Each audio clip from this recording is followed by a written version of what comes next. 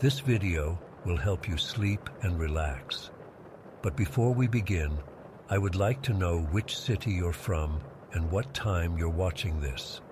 Now, subscribe to the channel, relax, and let's begin. I still can't believe I'm finally writing this down. I've been holding this inside for so long, wondering if people would think I'm crazy. But after what happened last month, I can't keep quiet anymore. I need to know if anyone else has experienced something similar. My family owns a 7.5-acre farm in Hillcrest. It's pretty isolated. Our closest neighbors are about half a mile down the road. We've lived here for about 3 years now. It's me, my mother, my aunt, and my sister's family, her husband, and their 2 young daughters, ages 4 and 6. We all work together to keep the place running. We have a small herd of goats, about 30 chickens, some turkeys, and 4 cows. It's hard work, but I've always loved the peace and quiet out here, or at least I used to think it was peaceful. It started on a Tuesday afternoon in early April. I was in the house making lunch when my sister burst through the back door, her face white as a sheet. She was trembling so hard she could barely speak. "Did you just come back from the chicken pen?" she asked, her voice shaking. I shook my head. "No, I've been in here for the past hour." "Why?" She sank into a chair at the kitchen table and ran her hands through her hair. "I swear to God, I heard someone talking to the goats," a woman's voice saying, hi goats, goaty, goaties in this weird high-pitched voice. But when I looked around, there was nobody there.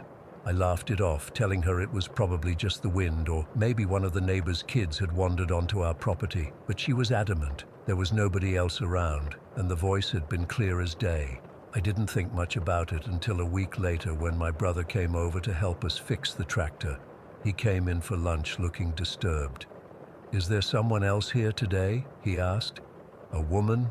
My mom and aunt were both in town shopping, and my sister had taken the girls to a doctor's appointment. "No," I said, "just me." "Why?" "I was walking past the front of the property, near where we keep the baby chicks, and I heard a woman calling to them. 'Here, chickie, chickie, chickie, chickies.' It sounded like it was coming from right next to the pen, but when I looked, there was nobody there." A chill ran down my spine as I remembered what my sister had said the week before, but still I tried to rationalize it. Maybe it was an echo from the neighbor's place. Maybe someone had been walking past on the road, but deep down I knew our property was too isolated for that. The next few weeks were quiet. We joked about it occasionally, but no one else heard anything strange, and the incidents faded to the back of our minds. Then my cousin came to visit for the weekend. It was a Saturday night, and we were standing on the deck, enjoying the cool evening air. My cousin was telling me about her new job, and I was only half listening, my mind on all the chores I had to do the next day. And then we both heard it at the same time, a female voice singing softly somewhere in the darkness beyond the deck. We both froze mid-conversation. "Who the hell is that?" my cousin whispered. My blood ran cold. I knew everyone in my family was inside the house. I could hear my mom and aunt washing dishes in the kitchen, and my sister was putting the girls to bed. And this voice, it was haunting. Not unpleasant, but eerie in its clarity, singing words I couldn't quite make out. "I don't know," I said, my voice barely audible. "Let's go inside." We hurried back into the house, and I tried to convince myself it was just someone from a neighboring farm, though I knew that was impossible given how far away they were. That was the first time I had personally experienced it, and it shook me more than I care to admit. After my cousin left, things escalated quickly. One afternoon I arrived home from grocery shopping to find my mom and aunt in a state of confusion. They had been in the barn with the goats when they both distinctly heard my voice outside, talking to the dogs. "We thought you'd just gotten home," my aunt said, looking confused. "I clearly heard you saying, 'Come on, pups, let's go inside.' It was your voice, plain as day." But I had just pulled into the driveway, and the dogs had been with them in the barn the entire time. That's when we started to really get freaked out. Only 3 adult women lived on the property. Me, my mom, and my aunt, plus my nieces. But the voice everyone kept hearing was that of a young woman, And what made it even more disturbing was that my family members all said the voice sounded like me, even when I wasn't anywhere near. We tried to laugh it off, started calling it the acreage ghost whenever something went missing or was moved from its place. "Oh, the acreage ghost must have borrowed my gardening gloves," my mum would say when she couldn't find them. But beneath our jokes was a growing uneasiness. Someone was on our property, mimicking our routines, our voices, our lives. Last month is when things got really bad. It was a sweltering hot day in July, and I was alone on the property. Everyone else had gone to a county fair for the day, but I'd stayed behind to catch up on some work. Around 3 in the afternoon, I was in the kitchen when I heard my name being called from outside. It sounded exactly like my mother's voice. "I'm coming," I called back, thinking they must have returned early. I stepped outside onto the porch, but no one was there. I walked around to the front of the house, thinking maybe they were unloading from the car, but the driveway was empty.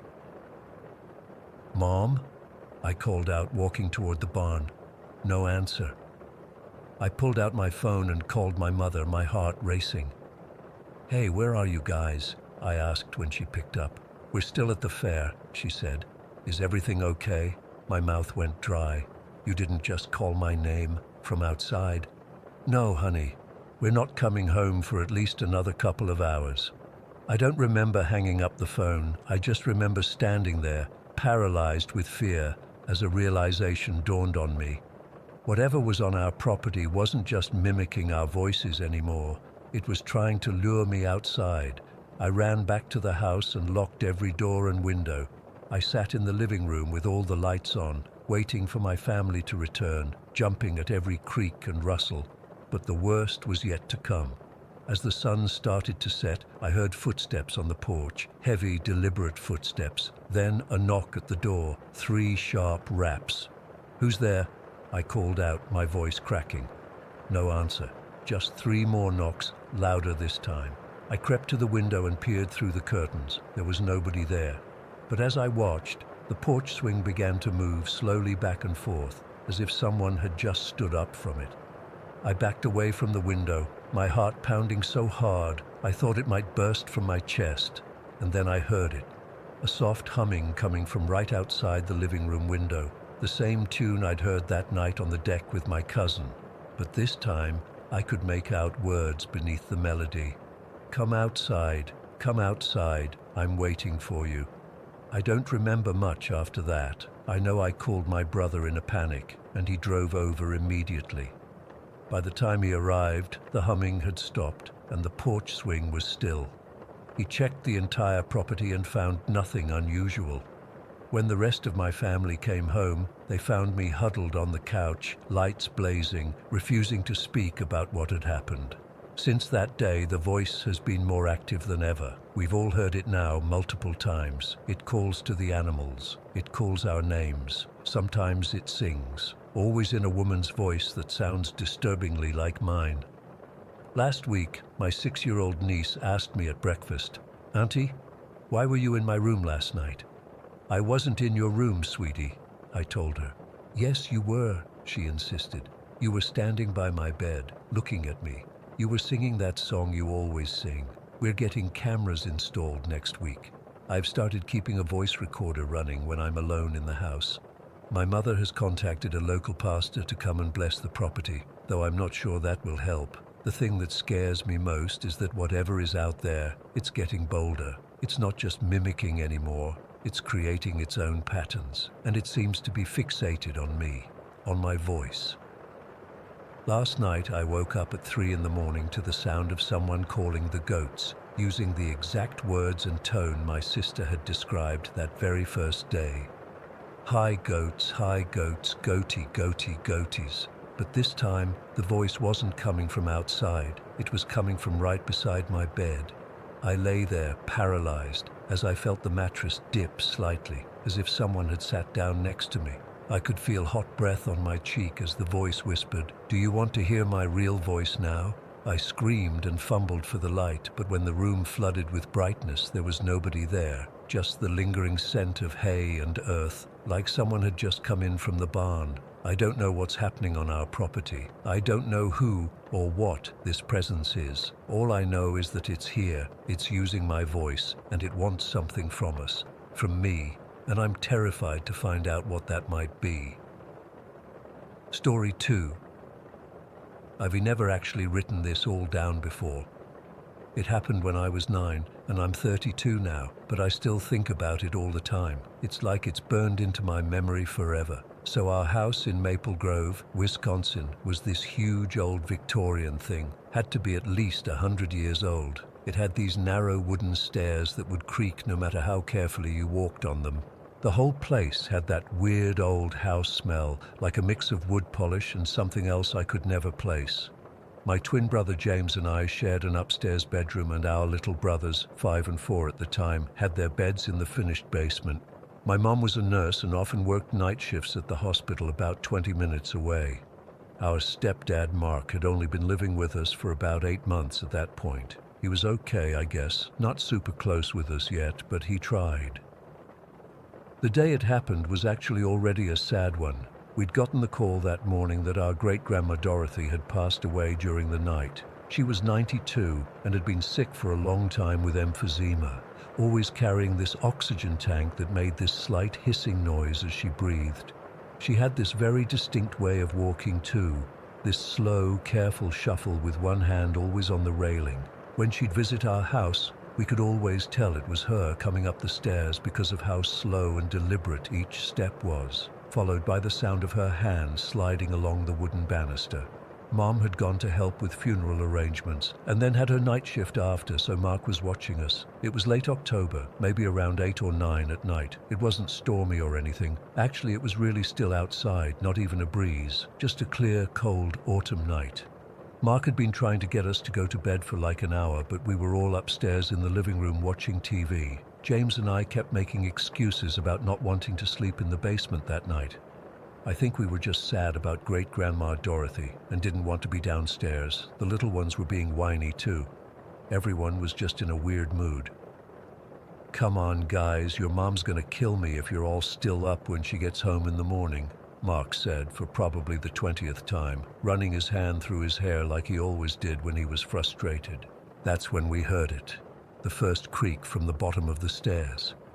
At first, I figured it was just the house settling. Old houses make noises all the time, right? But then there was another creak, and another, slow and deliberate, like someone was carefully climbing the stairs. I remember looking at Mark, expecting him to laugh it off or explain it somehow, but his face went completely white. He was staring at the staircase with this look I'd never seen before. That's when I got really scared, because adults aren't supposed to look terrified. "Do you guys hear that?" he whispered. We all nodded.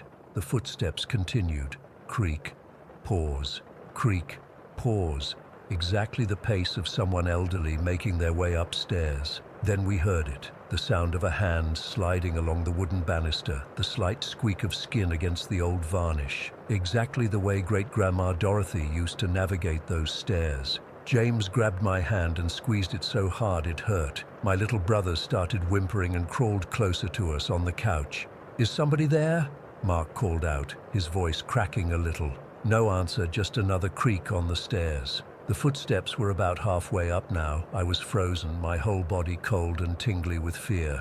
I couldn't look away from the staircase, even though we couldn't actually see the stairs from where we were sitting, just the top landing where they emptied into our living room. That's when the doors started. Our house had 3 screen doors, one at the front entrance, one at the back kitchen, and one off the side mudroom. All at once they started opening and slamming shut. Bang, bang, bang, over and over, but there was no wind, no draft, nothing that could be making them do that. My youngest brother started sobbing, and the other one was screaming. James and I were huddled together, and I remember my teeth were chattering so hard I thought they might break. Mark jumped up and ran to look down the staircase. He came back looking even worse. "There's nobody there," he said in this weird, flat voice, but the footsteps were still coming. Creak, slide, creak, slide. The doors were still slamming too, faster now, like something angry was trying to get in, or maybe get out. It was so loud it felt like the whole house was shaking. Mark grabbed the phone and called my mom. I could hear him, his voice all shaky. Something's happening at the house. I don't know what to do. The kids are freaking out. I couldn't hear what Mom said, but Mark kept saying, I'm not making this up. I can hear it too. Meanwhile, the footsteps were getting closer to the top of the stairs. I was staring at that empty space, terrified of what I might see come up over that last step. Would it be Great-Grandma Dorothy? Would she look like herself or something else? I couldn't decide which would be scarier. The footsteps reached the second to last step, the one that always made this distinctive double creak sound. We all heard it. Double creak. Just one more step, and then silence. Complete silence. The doors stopped slamming all at once. The footsteps stopped. There was this pressure in the air, like right before a thunderstorm. My ears felt like they needed to pop. None of us moved. I don't think any of us even breathed for what felt like minutes. Mark was still holding the phone, but he wasn't saying anything anymore. Finally, my little brother whispered, "Is Great-Grandma here?" And I swear, right then I felt something brush against my hair. Just the lightest touch, like when Great-Grandma would pat my head when she thought I was asleep. James felt it too. I could tell by the way he flinched. Mark put down the phone and sat with us. None of us went to the basement that night. We all stayed in the living room with every light on until morning, not saying much, just huddled together on the couch. When Mom got home around 7 in the morning, she found us all still awake, looking like we'd seen a ghost, which I guess we kind of had. Mark pulled her into the kitchen and they talked in low voices for a long time. I heard Mom say coincidence and imagination a few times, but Mark kept shaking his head. We didn't talk much about what happened that night, at least not right away. It was like nobody wanted to acknowledge it. But about 2 weeks later, at Thanksgiving dinner at my grandpa's house, he lived about 3 blocks away from us in the same neighborhood, something weird happened. Grandpa had always been the biggest skeptic about anything supernatural. He'd roll his eyes whenever anyone mentioned ghosts or spirits. But during dinner he got really quiet, and then he just said, "I saw her too, you know." Everyone stopped eating. "Saw who, Dad?" my mom asked. "Mother," he said, meaning Great-Grandma Dorothy. 3 nights after she passed, she was standing in the corner of my bedroom just watching me, had her oxygen tank and everything, clear as day. The whole table went silent. Grandpa never joked about stuff like that. Ever. She was just checking in, he said, and then went back to eating his turkey like he hadn't just dropped a bomb on all of us. After that, we started talking more openly about what had happened that night. Mom still tried to find logical explanations. Maybe someone had broken in. Maybe it was the wind after all. But there was no explanation for how all 3 doors could slam simultaneously on a windless night. No explanation for those footsteps that sounded exactly like Great-Grandma's distinctive gait. We lived in that house for 4 more years before moving, and nothing like that ever happened again. But sometimes, especially on quiet nights, I'd hear a creak on the stairs and just freeze, waiting to see if it would be followed by another. It never was. To this day, I can't hear a screen door slam without my whole body tensing up. When I visit older homes with wooden staircases, I find myself avoiding them entirely if I can. James is the same way. We've talked about it over the years, trying to make sense of what happened. Mom eventually came around to believing us, especially after Grandpa's experience. Mark never doubted what happened for a second. It actually brought us closer as a family because he was right there experiencing it with us. I'm not a particularly superstitious person in general, but I know what I heard and felt that night. Sometimes I wonder if Great-Grandma was just coming to say goodbye, or maybe to check on us one last time. But then I remember those slamming doors, the anger or urgency in that sound, and I'm not so sure. All I know is that 23 years later, I still sleep with my bedroom door firmly closed and locked because some part of me is still that 9-year-old girl waiting at the top of the stairs, listening for that next footstep that never came. Story 3. I've been driving trucks for 25 years now, coast to coast, through blizzards, heat waves, you name it. After a while, you develop a sort of 6th sense for danger on the road. But nothing, and I mean absolutely nothing, in my quarter century of driving prepared me for what happened 3 nights ago on Route 375. For those who don't know, Route 375 is this desolate stretch of highway in Nevada, not far from Area 51. They actually call it the extraterrestrial highway, which I always thought was just a tourist trap kind of thing. I've driven it dozens of times and never seen anything stranger than the occasional desert fox or confused tourist taking pictures of empty sky. I was hauling electronics from Vegas to Reno, running behind schedule because of a loading delay. It was around midnight, and I was pushing it a bit to make up time. The road was empty. It usually is out there, especially that late. Just me, my 18-wheeler, and miles of darkness with nothing but scrubby desert and stars overhead. My truck's headlights carved a tunnel through the darkness, and I had the radio tuned to some late-night talk show to keep me company. Reception out there is spotty at best, so it would fade in and out. I wasn't really listening anyway, just needed some background noise to break up the silence. Then I saw her. At first, I thought she was a mirage or something, just a flash of pale skin at the edge of my headlights. But as I got closer, I could make out a young woman standing at the side of the road with her thumb out. She looked to be in her mid-20s, with long dark hair whipping around her face in the night wind. Even from a distance, I could see the desperation in her posture. Now, I'm not an idiot. 25 years on the road, and I know better than to pick up hitchhikers, especially on deserted highways in the middle of the night. But something about this woman, I don't know. Maybe it was the way she was standing there, like she was about to collapse, or maybe it was just that paternal instinct kicking in. She was about the same age as my daughter. Whatever the reason, I found myself slowing down. I pulled over about 20 feet ahead of her and watched in my side mirror as she ran toward my truck. When she reached the passenger door, I leaned over and pushed it open. "You all right, miss?" I asked as she climbed in. Kind of a dangerous place to be thumbing a ride. She didn't answer right away, just sort of huddled against the door, breathing hard. Up close, I could see she was prettier than I'd first thought, with these intense green eyes that seemed to catch all the light from the dashboard. But she looked scared, really scared.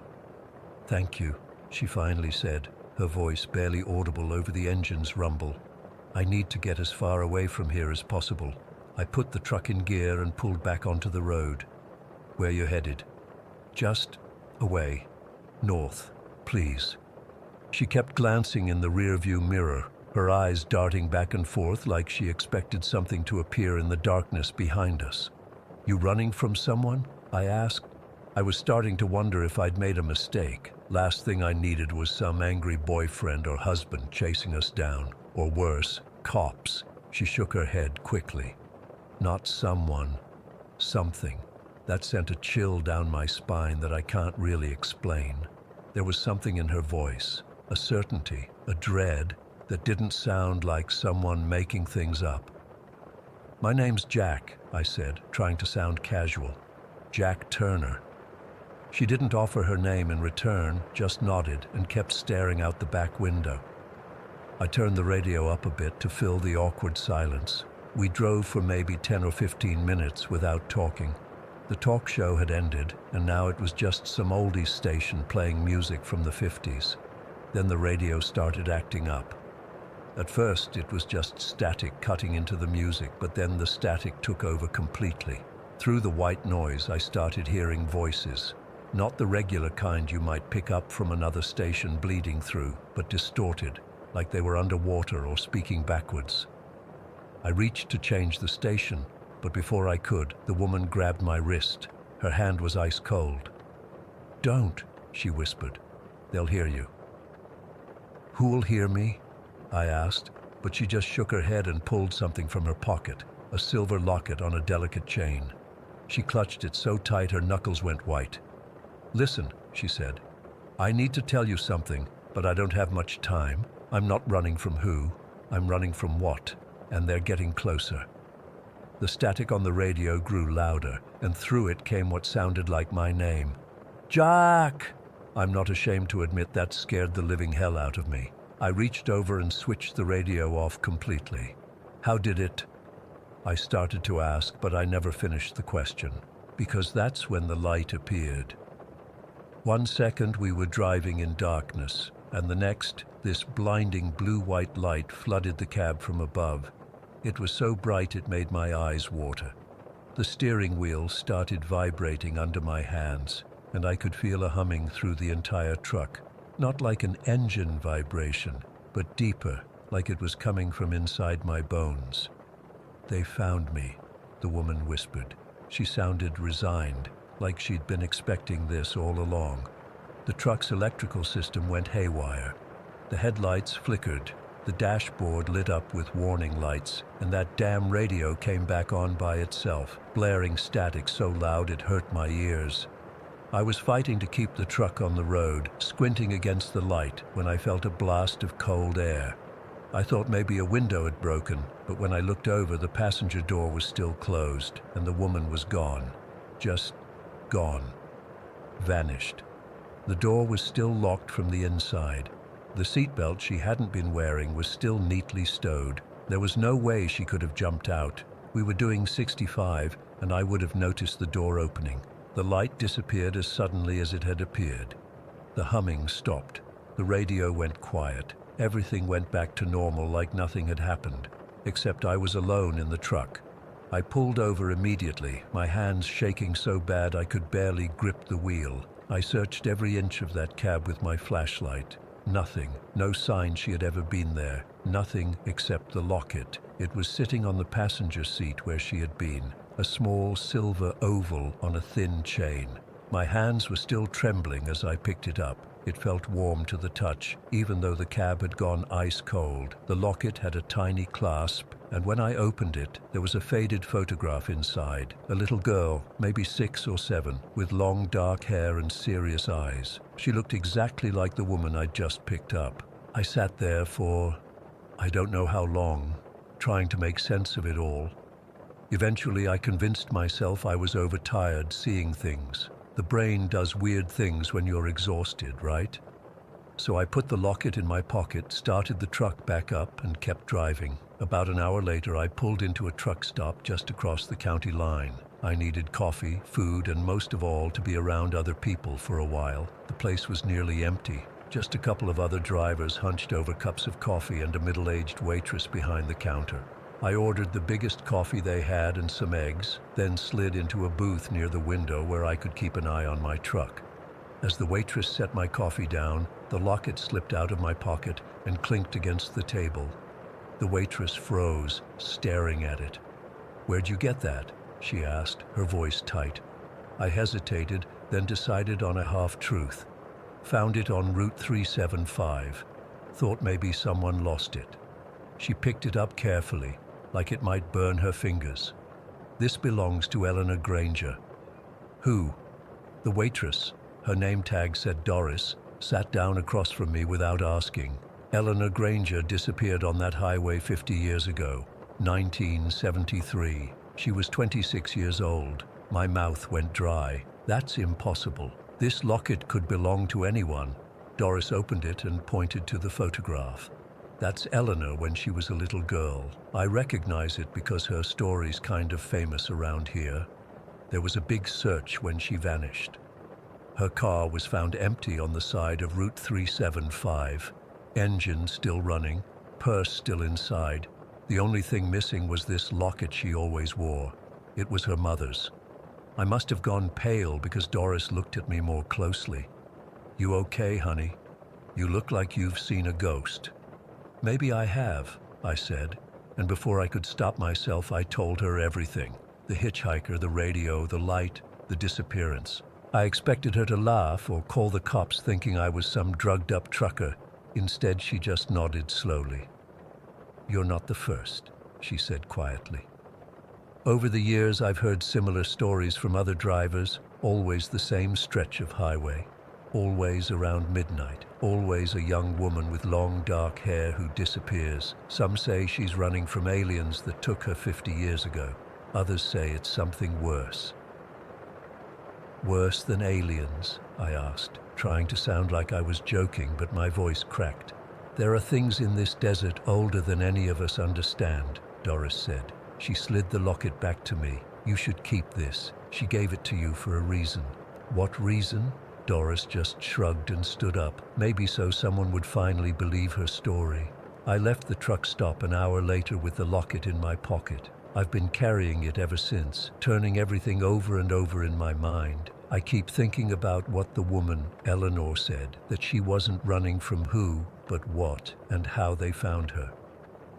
Last night, I tried researching Eleanor Granger online. There's not much, just a few old newspaper articles about her disappearance and some conspiracy theory websites that list her among people supposedly abducted by aliens near Area 51. One site had a photo of her from a few days before she disappeared. It was her, the same woman who vanished from my truck. The strangest part: my truck's electrical system has been acting up ever since that night. The radio will suddenly switch on by itself, playing nothing but static. And sometimes, just sometimes, I think I can hear a woman's voice through the noise trying to tell me something important. I'm making the same run again next week, same route, same time of night. I don't know what I'm hoping for. Maybe answers. Maybe I'll see Eleanor again and be able to help her somehow. Or maybe I'll find whatever she's running from. All I know is that I can't stop thinking about her face when that light appeared. Not surprised, not scared, but resigned, like she's been running for 50 years and knows she'll never escape. Whatever's out there on Route 375, it isn't letting her go. And now I can't shake the feeling it knows about me too. Story 4. I've never told many people about this. It happened when I was 6 years old, back in 1997. We lived in this small house near Ribe in southern Denmark.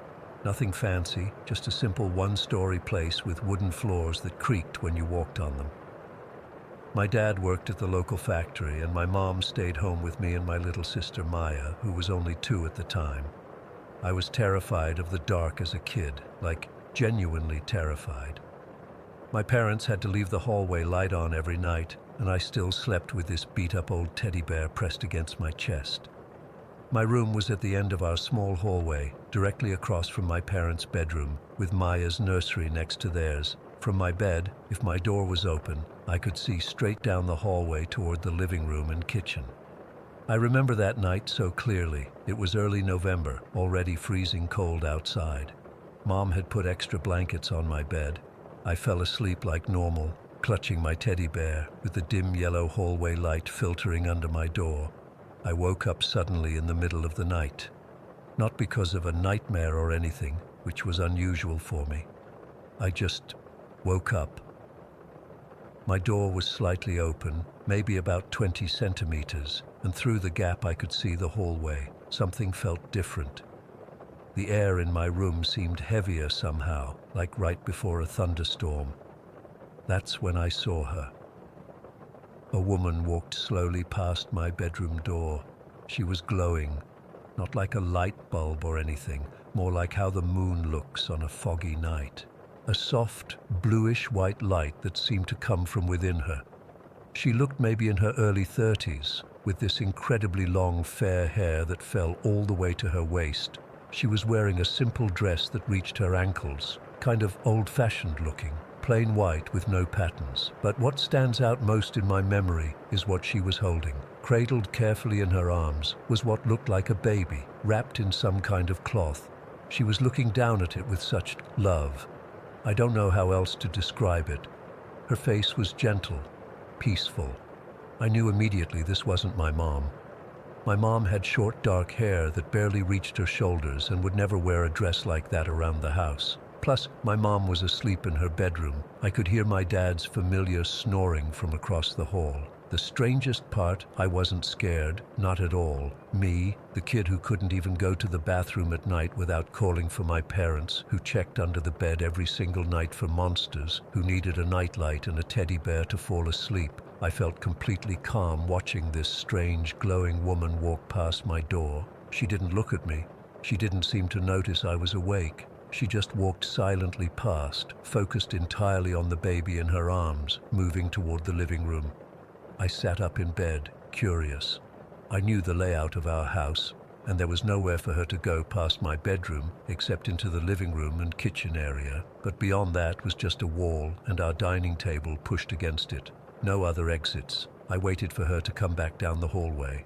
5 minutes passed, 10 minutes. I kept waiting, but she never returned. Eventually, I got up the courage to get out of bed. I remember my bare feet touching the cold wooden floor, and I didn't even reach for my slippers like I normally would. I wasn't thinking about being afraid of the dark anymore. I peeked out my door and looked down the hallway toward the living room.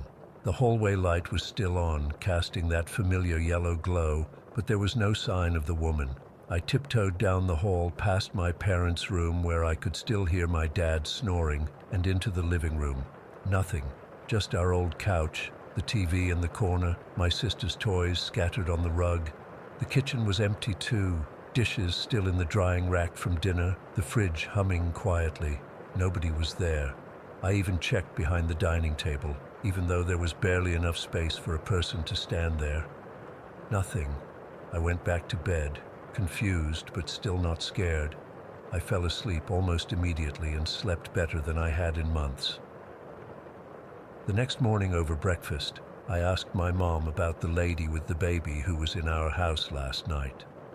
"What lady, Thomas?" she asked, pouring milk over my cereal. "The glowing lady with the long hair and the baby," I said, like it was the most normal thing in the world. My parents exchanged that look that adults give each other when kids say something weird. My dad ruffled my hair and said I must have had a dream. My mom asked if I was still scared from the ghost story my cousin had told me the weekend before. "No," I insisted. "She was real. She walked right past my room." They didn't believe me, of course. My mom checked all the doors and windows anyway, and they were all locked from the inside, just like they always were at night. My dad even walked around the outside of the house to see if there were any footprints in the frost-covered grass. Nothing. That night, something had changed in me. When bedtime came, I didn't ask for the hallway light to be left on.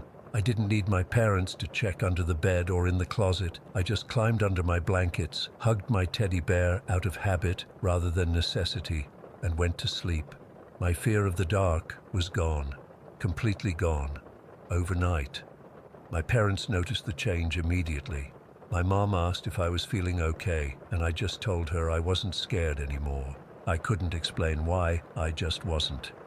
A few weeks passed, and I almost forgot about the glowing woman. Then, one evening, my mom was giving Maya a bath when she suddenly came running out to the living room, dripping water everywhere, with Maya wrapped in a towel.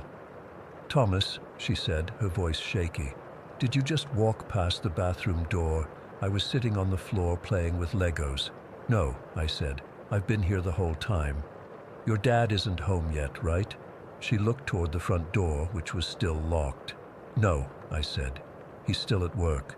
My mom looked pale. "I swear someone just walked past the bathroom door. I saw a shadow." I remember feeling excited rather than scared. "Was it the glowing lady?" I asked. My mom didn't answer. She just took Maya back to finish her bath, leaving the bathroom door wide open this time. Over the years, little things like that kept happening. My dad would be working late at his desk and swear he saw someone reflected in his computer screen when he turned it off. My mom would feel like someone was watching her cook from the doorway, but when she turned around, no one was there. Maya, once she was old enough to talk, would sometimes stop in the middle of playing and wave at empty corners of rooms. But none of us ever saw the woman clearly again. Only me that one night. We never felt threatened, never scared. It was more like having an extra family member who was always just out of sight, a presence that made the house feel safe rather than scary. When I was 12, my grandmother came to stay with us for a few weeks after her hip surgery. On her third night, I woke up to find her sitting at our kitchen table at 3 a.m. drinking tea. "Can't sleep, Grandma?" I asked, getting myself a glass of water. "Oh, I slept," she said. "But then I woke up and felt like having some tea." She looked at me with those wise old eyes of hers. "This is a good house, Thomas." Protected. Something in the way she said it made me ask, protected by what? She smiled mysteriously. "Every old country house has its guardian," she said. "Yours is a kind one. A mother. I never told my grandmother about the glowing woman I'd seen all those years ago. I don't know if she somehow sensed something or if it was just an old woman's superstition. But her words stuck with me. I'm 29 now. I've moved away, gone to university, started my own life in Copenhagen. But my parents still live in that same house. Maya moved out last year for college, but she still visits often. The house hasn't changed much. Same creaky wooden floors, same layout, just different furniture and fresh paint every few years. When I go home to visit, I still feel it. That sense of being watched over. My bedroom is now a guest room, but sometimes I'll wake up in the middle of the night and look toward the door, half expecting to see that glowing woman walk by again. My parents have never wanted to move. Even when my dad got offered a better paying job in Aarhus, they decided it was worth the longer commute to stay in our house. It just feels right here, my mom always says. It's more than just a building to us. I've researched the history of our house and the land it sits on. I found out it was built in 1954, but before that, the land was part of a larger farm property dating back to the 1800s.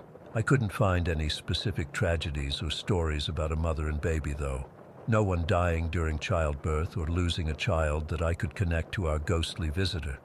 Sometimes I wonder if what I saw was just a dream or my imagination. But then I remember how my fear of the dark vanished overnight. How my family has felt that benevolent presence for over 20 years. How Maya, who never heard my story growing up, my parents thought it would scare her, once described feeling like someone nice was watching her play in her room. I don't know who she was, that glowing woman with the baby. I don't know why she appeared to me that night and never again. I don't know if she's connected to our house, our land, or maybe even to our family somehow. All I know is that she changed something in me that night. She took away my fear and replaced it with a sense of peace that has never left. And whatever or whoever she was, I'm grateful to her. Sometimes when I'm staying at my parents' house, I'll wake up in the middle of the night and whisper, "Thank you," into the darkness.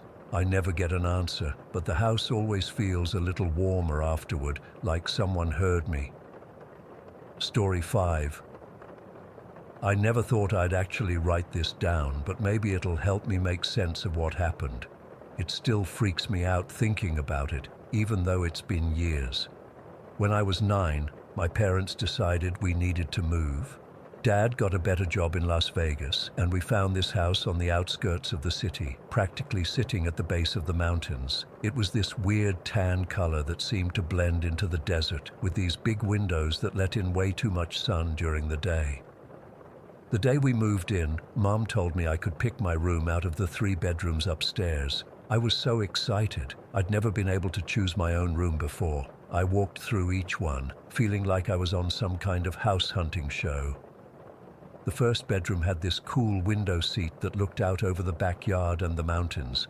I immediately claimed it, thinking how awesome it would be to sit there and read or whatever. That night, I was so tired from moving that I fell asleep as soon as my head hit the pillow on my makeshift bed. Just a mattress on the floor since we hadn't set up my bed frame yet. That's when it started. I had the most terrifying nightmare I've ever experienced. I was being chased through a forest by something I couldn't see. I could hear it breathing behind me, getting closer and closer. When I finally turned around to face it, I saw this face. Not human, not animal, just wrong. I woke up screaming so loud my parents came running in. Dad sat on the edge of my mattress and held my hand while I sobbed. He had this look on his face, this worried look that I'd seen before when weird stuff happened around our old house. See, my dad has always been different. He knows things before they happen sometimes. He sees things other people don't. Mom always called it his intuition, but I knew it was more than that. "Lily," he said, really quiet. "There's something in this room that doesn't like you being here." I begged to switch rooms, and he nodded, but then he added something that scared me even more. Switching rooms might help for a while, but it won't solve the problem. Only you can do that when you're ready. I had no idea what he meant, but I was too freaked out to ask. We moved my mattress to the second bedroom that same night. This room was smaller, with pale blue walls and a closet with sliding doors that never quite closed right. For the first week, everything was fine. I started to think maybe Dad was wrong. Then I woke up one night around 3 in the morning. I remember because I could see my little digital clock glowing in the darkness. I had this feeling like I was being watched. I rolled over to face my doorway, which I always left cracked open with the hallway light on because, let's be real, I was scared of the dark. There was something, standing in the doorway. It was tall, way taller than my dad, and so thin it looked like its body was just skin stretched over bones. I couldn't make out its face, just this dark silhouette blocking part of the hallway light. I couldn't move. Couldn't scream, just laid there with my heart pounding so hard I thought it might explode. After what felt like forever, it stepped back into the hallway and was gone. I spent the rest of the night with my blanket pulled over my head, too terrified to check if it had come back. The next day, I told my mom I'd had another bad dream. She said it was probably just stress from the move, but I could see she was worried. Dad didn't say anything, but he started checking on me more during the night. The nightmares got worse. I started sleeping with my TV on, watching Disney movies all night to drown out the silence. I'd wake up drenched in sweat, my heart racing, sometimes not remembering the nightmare, but knowing it had been horrible. After a month of this, I couldn't take it anymore. I was exhausted all the time, falling asleep in school, jumping at every little noise. I begged my parents to let me try the third bedroom. "This is the last one," Mom said. "If this doesn't work, we might need to see someone about these nightmares." The third bedroom was the smallest, tucked in the back corner of the house. It had this weird sloped ceiling because of the roof and only one small window. But the moment I stepped into it, I felt safer somehow. For the first time since we'd moved in, I slept through the entire night without a single nightmare. For 7 years, that room was my sanctuary. I grew up in that little room, decorated it with posters and fairy lights, made it mine. I almost forgot about what had happened in the other bedrooms. Almost. When I turned 16, my parents bought me this captain's bed with drawers underneath for my birthday. I was thrilled. Finally, a grown-up bed. The first night I slept in it, I had a strange dream. Not scary, just strange. I was walking through a forest, watching people hide behind trees. They didn't seem threatening, just scared, like they were hiding from something worse than me. The dreams continued for weeks, always with the same forest, the same hiding people. Then one night, something changed. In my dream, I felt something cold wrap around my ankle. I looked down to see a hand, gray and wrinkled, gripping me tight. It started to pull. I woke up with a gasp, heart pounding, only to realize with absolute horror that I wasn't dreaming anymore. Something was still gripping my ankle. Something was pulling me down the bed. In the dim glow of my nightlight, I saw him, an elderly man with long gray hair and deep wrinkles, wearing clothes I'd never seen before, like leather but cruder, with beads and feathers attached. His skin was a deep copper color, and his eyes, God, his eyes were so dark and angry. He was real, physically real. I could feel his hand on my skin, ice cold but solid. My dad's words from 7 years ago suddenly echoed in my head. "Only you can solve this problem." In that moment, something shifted inside me. My fear turned to anger. "Let go of me," I shouted, my voice stronger than I expected. "You need to stop this, right now." To my complete shock, he released my ankle. He didn't disappear or fade away. He just stepped back, watching me with those intense eyes. He seemed surprised, impressed, I couldn't tell. I sat up, pulling my knees to my chest, never taking my eyes off him. We stayed like that, in this bizarre standoff, until dawn started to filter through my window and he simply faded away. The next morning, I told my dad everything. I expected him to think I was crazy or having night terrors, but he just nodded thoughtfully. "You've got it too," he said quietly. "The sight. I was wondering if you would." That night, Dad came to my room with sage and some kind of crystal. He showed me how to cleanse the space, how to create boundaries. Then he sat with me until nearly midnight, teaching me how to speak to spirits. "Next time he appears," Dad said, "ask him why he's here, but be respectful. This was probably his land long before it was ours." I didn't have to wait long. That very night, I woke to find the man standing at the foot of my bed. My heart raced, but I remembered my dad's words. "Why are you haunting us?" I asked, my voice shaking slightly. "Why won't you leave us alone?" He spoke, and somehow I understood him even though his lips barely moved. "This is my land. You do not belong here." The next day, Dad and I researched the history of the area. According to official records, no Native American tribes had permanently settled in this exact spot for hundreds of years before Las Vegas was built. The closest settlements were miles away. When I told Dad, he frowned. "The official history and the true history aren't always the same," he said, "especially when it comes to indigenous peoples." Over the next few weeks, the man continued to appear, but he no longer tried to frighten me or pull me from my bed. He would just watch. Sometimes he'd walk around my room, looking at my things with curiosity. Once, he reached out to touch the screen of my laptop, his hand passing right through it. Dad suggested we try to make peace. "This is his home too," he said. "Maybe we can coexist." So one night, when the man appeared, Dad and I were waiting. Dad spoke to him directly, offering a deal. He could stay, but he needed to respect us and stop scaring me. In return, we would acknowledge this was his land and treat it with respect. I don't know if the man fully understood or agreed, but something changed after that night. He still appeared, but less frequently and always at a distance. Sometimes I'd catch glimpses of him in the backyard, standing at the edge where our property met the desert, looking toward the mountains. As I got older, my own abilities grew stronger.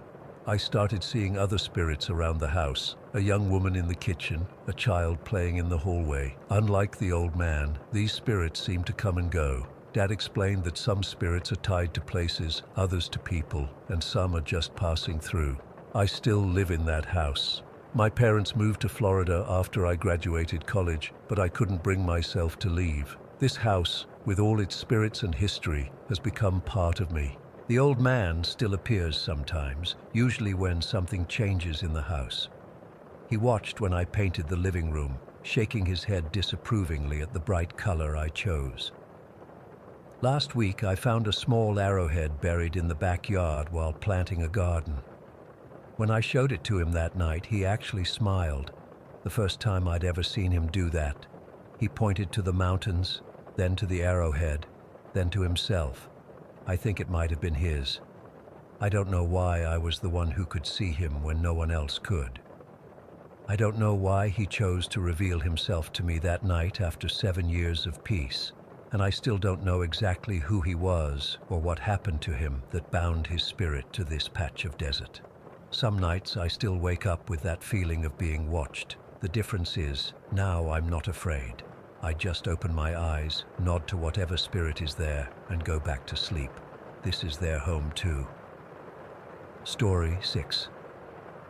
I never believed in ghost stories. 19 years on the road hauling freight across this country, and I've heard all kinds of tall tales. Truckers are worse than fishermen when it comes to stretching the truth. But what happened to me 3 nights ago on Route 491, I still can't explain it. My hands are shaking just typing this out. For those who don't know, Route 491 cuts through some of the most desolate country between New Mexico and Nevada. Miles of nothing but desert scrub, twisted pine trees on the mountains, and jagged rock formations that cast weird shadows in the moonlight. There's a stretch they call Dead Man's Curve, a series of tight switchbacks coming down from a mountain pass that's claimed more than its fair share of rigs over the years.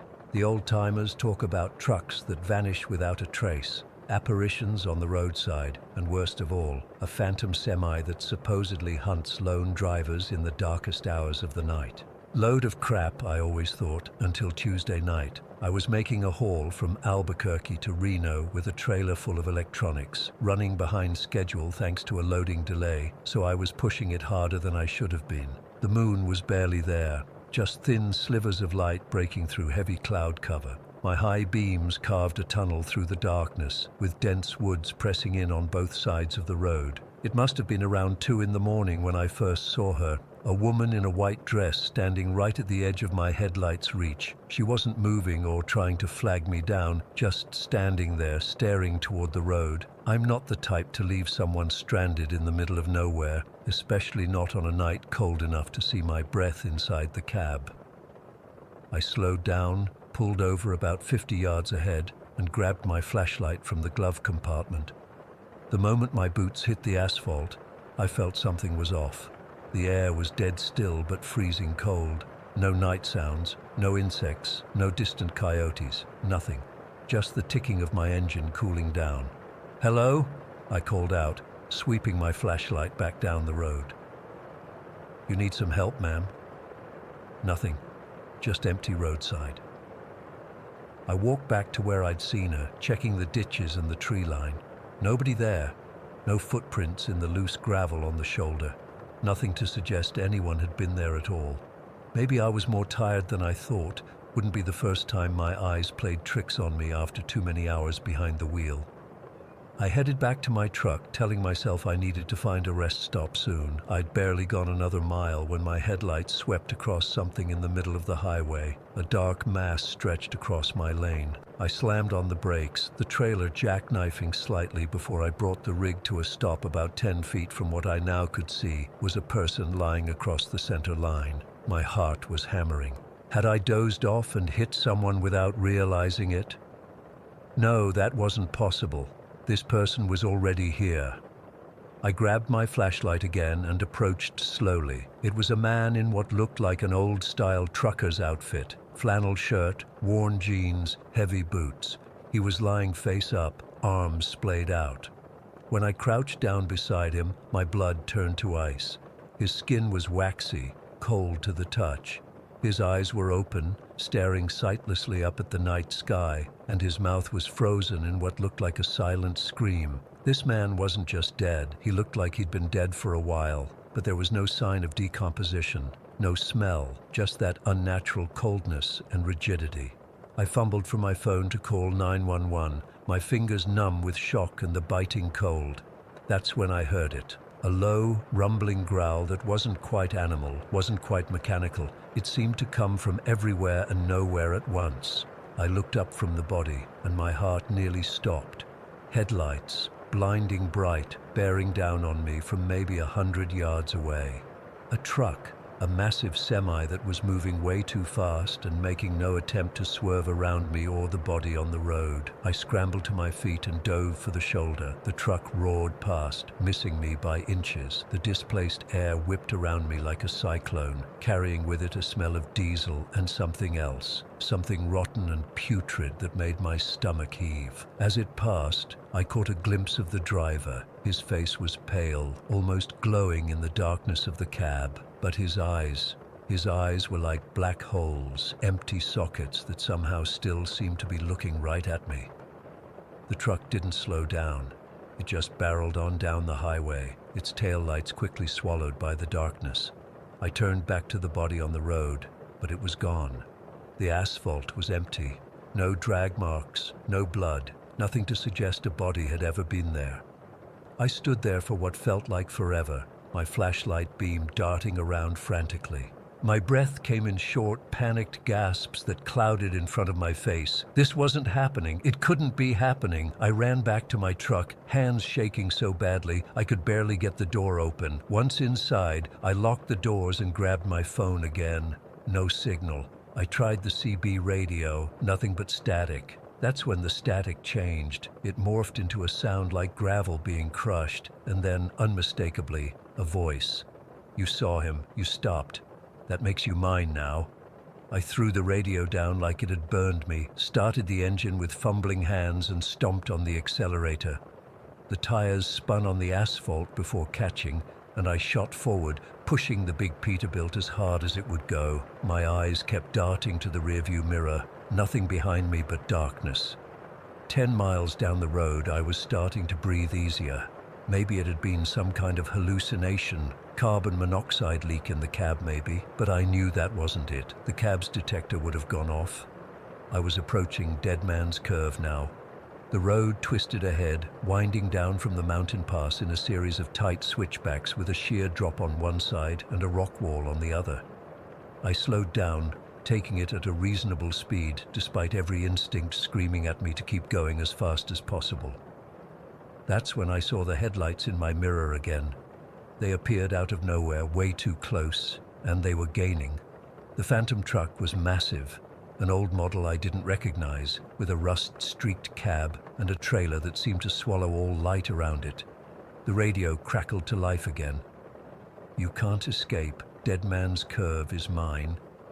I pushed my rig harder than I should have on those curves. The trailer was swaying dangerously behind me, threatening to pull me into the guardrail, or worse, over the edge. But the other truck stayed right on my tail, close enough that I couldn't even see its grille anymore in my mirrors, just those blinding headlights. On the third switchback, it rammed me. The impact wasn't as hard as it should have been from a truck that size, but it was enough. My trailer swung wide, and I felt my drive wheels lose traction. I fought the wheel, trying to correct, but it was too late. The guardrail gave way with a screech of tearing metal. For one horrible moment, my truck was airborne, the headlights illuminating nothing but open air and the canyon below. I remember screaming. I remember the violent impact as the truck hit the slope and began to roll.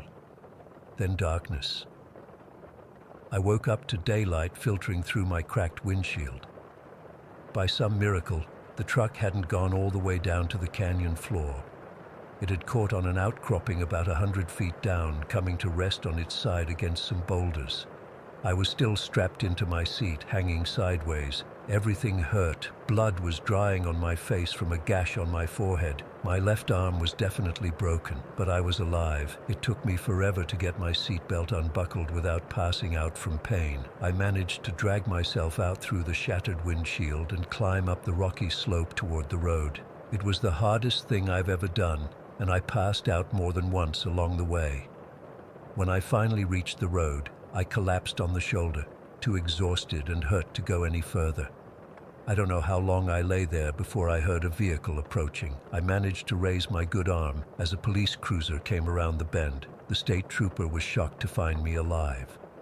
Said most accidents off Dead Man's Curve were fatal. While waiting for the ambulance, he told me something that made my blood run cold. My truck wasn't the first to go off that curve this month. There had been 3 others in the past 2 weeks, but unlike me, they never found the drivers. Just empty, wrecked trucks at the bottom of the ravine. As they loaded me into the ambulance, I heard the trooper's radio squawk. Through the pain and shock, I recognized that gravelly voice. "You can't escape. Dead Man's Curve is mine." The trooper didn't seem to notice anything strange, but I saw his expression change when he looked back toward his cruiser. His face went white. I'm home now, arm in a cast, trying to make sense of what happened. The trucking company wants me back on the road next week, but I don't think I can do it. Not yet. Maybe not ever. And there's one more thing that keeps me awake at night. When they recovered my truck 2 days later, they found something scratched into the metal of the driver's side door. 2 words, "You escaped." I don't know what it means. I don't know why I survived when others didn't. All I know is that something is hunting on Route 491, and somehow I got away. For now. Story 7. I've never shared this with anyone outside our families. I'm not even sure I want to now, but I need to get this off my chest because it's been nearly 15 years and it's still happening. I don't expect anyone to believe me. Honestly, sometimes I wish I didn't believe it myself. My name's Melissa. I grew up in Oak Ridge, a quiet suburban neighborhood with decent schools and those cookie-cutter houses that all look vaguely the same. My best friend Jason lived directly across the street from us. I could see his bedroom window from mine. We met when we were both 7 after his family moved in. My mom sent me over with a plate of cookies to welcome them, and Jason and I clicked immediately. You know how some friendships just feel right from the start? That was us. But there was something else that started happening almost immediately after we became friends. Something neither of us understood until we were much older. My house had always been off. Even before Jason moved in, I'd had weird experiences. Seeing shadows from the corner of my eye, hearing footsteps when no one was home, that kind of thing. But I was young, and my parents dismissed it as an overactive imagination. Then Jason entered the picture, and everything intensified. I remember the first major incident clearly. I was 11, and Jason had come over to play video games after school. We were having a normal day, nothing unusual. After he left, I went to bed early because I wasn't feeling well. I was almost asleep when I felt something grab my ankle.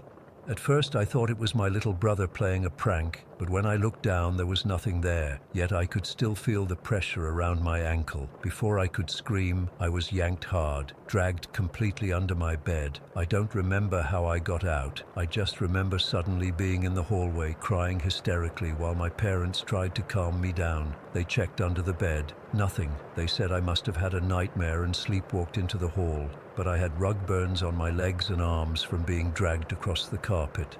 That same week, my brother, who was 8 at the time, started having these horrible nightmares. He'd wake up screaming about dead babies in our basement. The same dream, over and over. We didn't even have a basement. My parents took him to a child psychologist who said it was probably just stress from starting a new school year. The weird thing, these episodes always seemed to happen shortly after Jason had been over, and Jason himself wasn't immune. He started getting random nosebleeds at our house. Once he left with 3 deep scratches down his back that neither of us could explain. They appeared while we were just sitting on the couch watching TV. Another time, he had this complete emotional meltdown in our kitchen, just started sobbing uncontrollably for no reason. He said later that he felt like someone was pouring sadness directly into him. My parents finally got so freaked out that we moved across town when I was 13. We told everyone it was because my dad got a promotion and we wanted to be in a better school district. The truth was, none of us could take living in that house anymore. The distance helped, for a while. Jason and I still hung out at school, but we rarely visited each other's houses. The weird occurrences faded, my brother's nightmares stopped, everything seemed normal. Then, during sophomore year of high school, Jason and I were paired up for a science project. He had to come to our new house to work on it. I remember feeling nervous. It had been almost 3 years since we'd spent significant time together outside of school, but nothing happened that first visit or the second. I started thinking maybe we'd outgrown whatever had been happening. I was wrong. On his 3rd visit, we were in the living room with our project materials spread out on the floor. My parents and brother were out shopping. One minute we were arguing about the best way to present our data, and the next, the TV turned on by itself. Not just on, it started cycling through channels rapidly, the volume fluctuating wildly. We hadn't even been near the remote. I looked at Jason and saw my own fear reflected back at me. "It followed us," I whispered. That was the beginning of the second wave. It was like whatever had been dormant woke up again, stronger than before. But now there was a pattern we couldn't ignore. These things only happened when Jason and I were together, not when I was alone, not when I was with other friends, only with Jason. We started experimenting, trying to understand what was happening. We'd sit in complete silence in different rooms of my house, taking notes on what we experienced. The results were chilling, knocking sounds on walls that had nothing behind them. The distinct sound of someone crying coming from empty corners. Sometimes laughter, sometimes screaming, always just quiet enough that you might convince yourself you'd imagined it, except we both heard the same things. My parents knew something was happening again, but they didn't know what to do. They suggested I stop hanging out with Jason altogether. I tried, we both tried, but we'd been friends for so long, it was like cutting off a limb, and honestly, we were curious. Scared, but curious. The most recent incident happened just last week. I'm 22 now, home from college for the summer. Jason's working at his dad's construction company, but planning to go back to school in the fall. We don't see each other as much as we used to, but we still try to catch up when we're both in town. He came over for dinner. Everything was fine at first. We were sitting in the kitchen catching up. My parents were watching TV in the living room. Mid-conversation, the power went out, but only in the kitchen. The living room light stayed on, the TV kept playing, the refrigerator stopped humming, the microwave clock went dark. But we could clearly see light spilling in from the other rooms. "That's not possible," Jason said. I could barely see his face in the sudden darkness. Then we heard the dining room chairs, the creaking sound they make when someone sits down. Creak, creak, creak, one after another, all 6 chairs. But we could see the dining room from where we sat. There was no one there. My dad called out, asking if we were okay. His voice sounded distant, muffled, like he was much farther away than just the next room. When I tried to answer, no sound came out. Jason grabbed my arm, his fingers digging in painfully. I could feel him trembling. The air got cold, not just cool, but a bone-deep cold that made my teeth chatter, and there was a smell, like wet earth and something metallic. Blood, maybe, or copper. Then, as suddenly as it started, it stopped. The lights came back on. The refrigerator hummed back to life. The smell vanished. Everything was normal again, except for our racing hearts and the marks Jason's fingers had left on my arm. My dad walked in, looking confused. "Did you guys blow a fuse or something?" Later that night, after Jason left, I discovered 3 long scratches on my lower back, in a place I couldn't possibly have scratched myself. When I texted Jason to tell him, he sent back a photo of identical marks on his shoulder. We've tried researching what could be happening. Is it a ghost? Some kind of energy we create together? Is one of us haunted and somehow it amplifies when we're together? Nothing we've found explains it completely. My current theory is that whatever this is, it's bound to our friendship. It only manifests when we're together, and it's been with us since we were kids. Sometimes I wonder if we should just stop seeing each other completely. But after 15 years of friendship, that seems impossible. Plus, there's no guarantee it would stop. What if we broke off our friendship and it just got angrier? The scratches from last week have healed, but I know it'll happen again.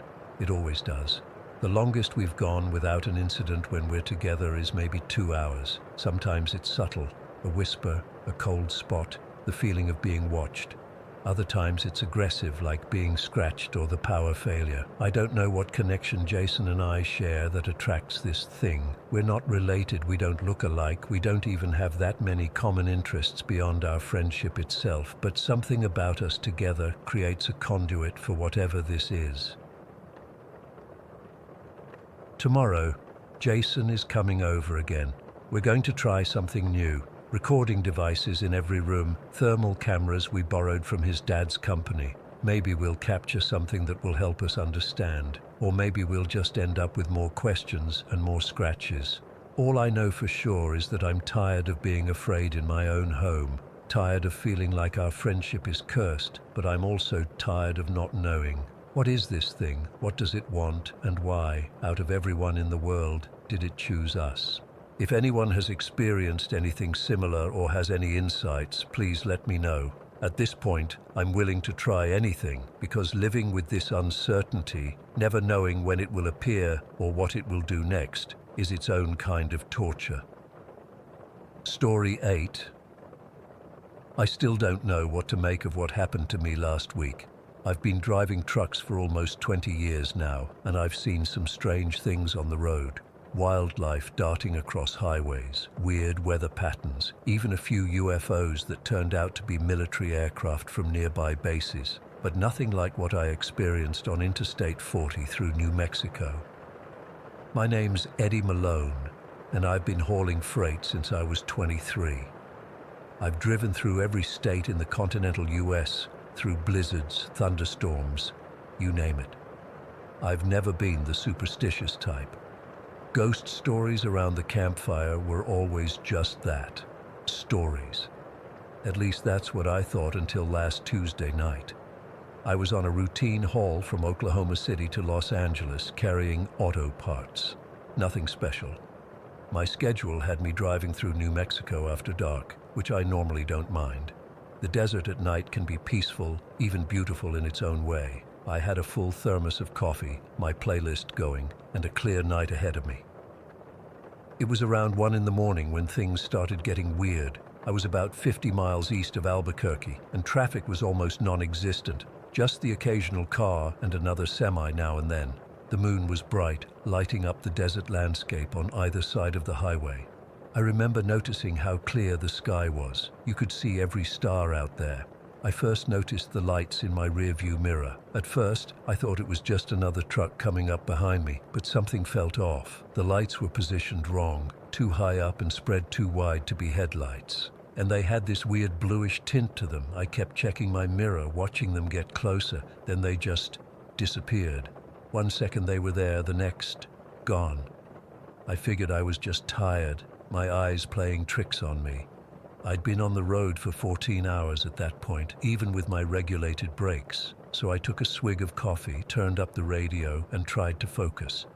About 20 minutes later, I saw them again, but this time they were ahead of me. I swear to God, these lights were floating above the road, maybe a quarter mile ahead. 3 of them, arranged in a triangle, hovering about 20 feet up. They were pulsing slightly, kind of shimmering. I slowed down, thinking maybe it was some kind of road maintenance equipment or a police checkpoint. But there were no cones, no vehicles, nothing on the road itself. As I got closer, the lights moved to the side of the highway and just hovered there. I'm not ashamed to admit I was getting freaked out. My hands were sweating on the wheel. I've never had a panic attack, but I think I was close to one right then. My heart was pounding so hard I could feel it in my throat. That's when my CB radio crackled to life. For those who don't know, a lot of us truckers still use CBS to communicate on the road. It's old tech, but reliable in remote areas where cell service is spotty. The voice that came through was broken up with static, but I could make out someone saying, "Help, anyone, mile marker 126. Then more static. I picked up the handset and responded. "This is eastbound on I-40, near mile marker 126. What's your situation, over?" The response came immediately, clearer this time. "Eddie Malone, you see it yet?" My blood went cold. I never identified myself, never said my name. How the hell did this voice know who I was? "Who is this?" I demanded. "How do you know my name?"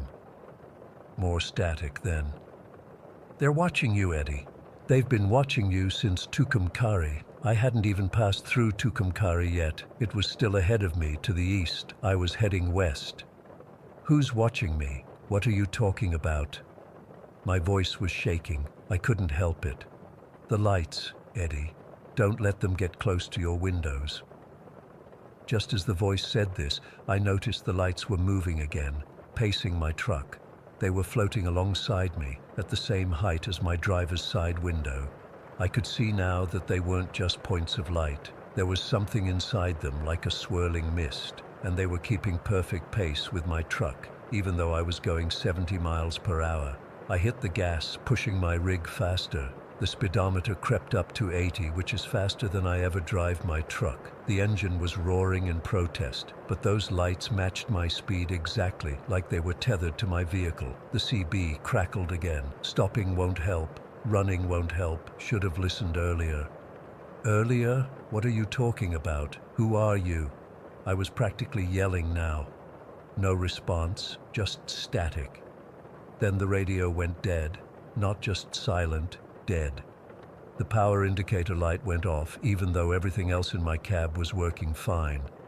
I took my eyes off the road for a second to check the radio. When I looked back up, the lights were gone, just vanished. I felt a moment of relief, thinking whatever weird shit was happening had ended. That's when I saw him. About 100 yards ahead, standing in the middle of my lane, was a man. At least it looked like a man at first glance.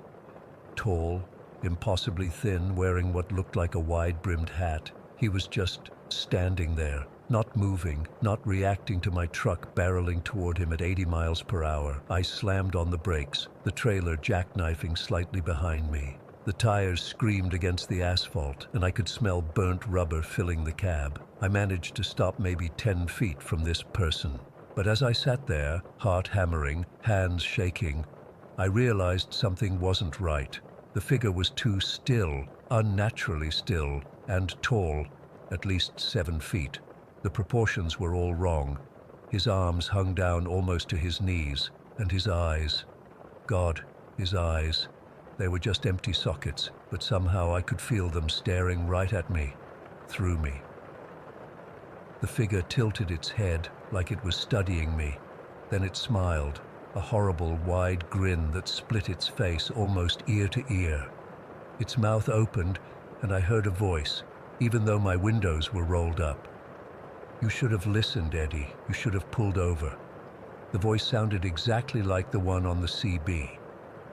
I don't remember consciously making the decision, but suddenly I was flooring it, steering around the figure, my truck lurching forward. In my side mirror, I could see the figure still standing there, turning slowly to watch me drive away. It didn't chase me. It didn't need to. The message had been delivered. I drove non-stop to Flagstaff, ignoring speed limits, ignoring everything except the desperate need to get away from whatever I'd encountered.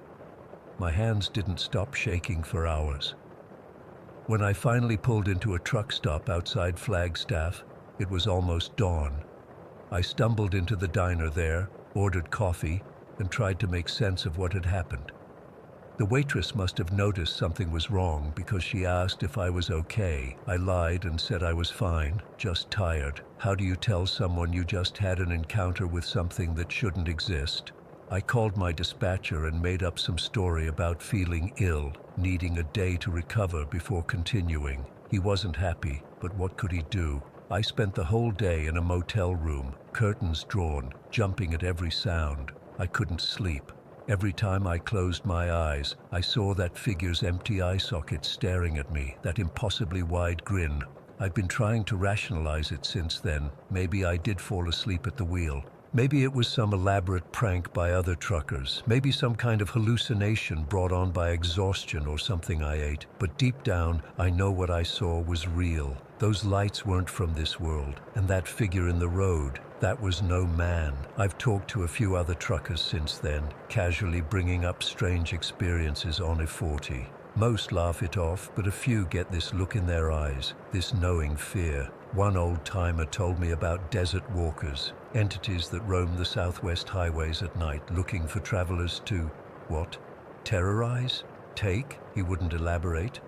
The thing that scares me most is that I have to drive that stretch of I-40 again next week. Same route, same schedule. I've thought about quitting, but this job is all I know, all I have. I've bought a dash cam now, and extra batteries for my flashlights. I'm not sure what good they'll do, but it makes me feel a little better prepared. I keep asking myself, why me? What made whatever this thing was target me specifically? How did it know my name? And what would have happened if I had pulled over when the voice first told me to? I don't have answers.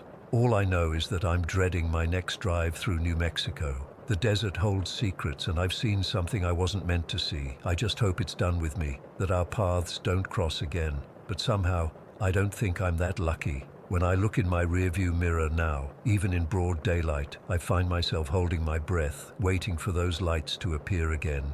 And sometimes, just sometimes, in the static of my CB radio, I think I can hear someone whispering my name. Story 9. I've been debating whether to post this for months now.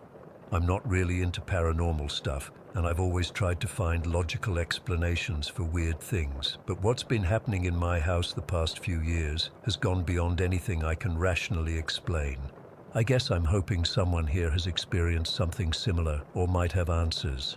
I've lived in the same house in Portland for most of my life. It's nothing special, just a regular suburban home built in the 80s. No creepy history that we know of. But for 19 years, basically as long as I can remember since I'm 21 now, I've been seeing things that shouldn't be there.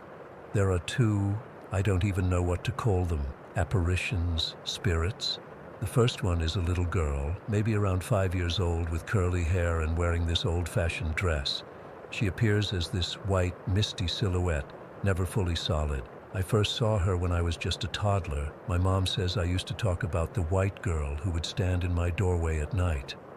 I wasn't scared of her back then. She just seemed there. The second one is much more unsettling. It's a tall, broad man wearing a top hat. He doesn't do anything, just stares. Unlike the little girl, he seems darker somehow, more present. The weird thing is, while all the women in our house, my mom, my sister, and female guests, have seen the little girl at some point, only my ex-boyfriend and I have ever seen the man. I remember the first time my ex stayed over. We were watching a movie in my room, and he suddenly went pale and asked, "Who's that man in the hallway?" I nearly had a heart attack because I knew exactly who he meant, even though I couldn't see him at that moment. My ex described the same tall figure with the top hat that I'd been seeing for years. After that night, he refused to stay over again, but it's what started happening a few weeks ago that's made me finally reach out for help. It began with my mom. She woke up the entire house screaming at 3 in the morning. When we rushed to her room, we found her sitting up in bed, shaking uncontrollably. Once she calmed down enough to speak, she described experiencing sleep paralysis, something she'd never had before in her 52 years of life. She said she had woken up in the middle of the night but couldn't move. She felt an invisible presence pressing down on her chest and arms. She tried to scream, but could only manage a whisper, repeating, "Go away," and "You're not welcome," over and over. She said the pressure was so intense it felt like someone was sitting on her, making it difficult to breathe. After what felt like an eternity, but was probably only a minute or two, she suddenly regained control of her body and screamed. We chalked it up to stress. Mom's been working overtime lately, and sleep paralysis is a documented phenomenon. Scary, but explainable. Then, 3 days later, my brother's girlfriend stayed over. Around 4 in the morning, my brother woke up to find her sitting straight up in bed, eyes wide open but completely unresponsive. When she finally snapped out of it, she was hysterical. She described the exact same sensation of being unable to move or speak.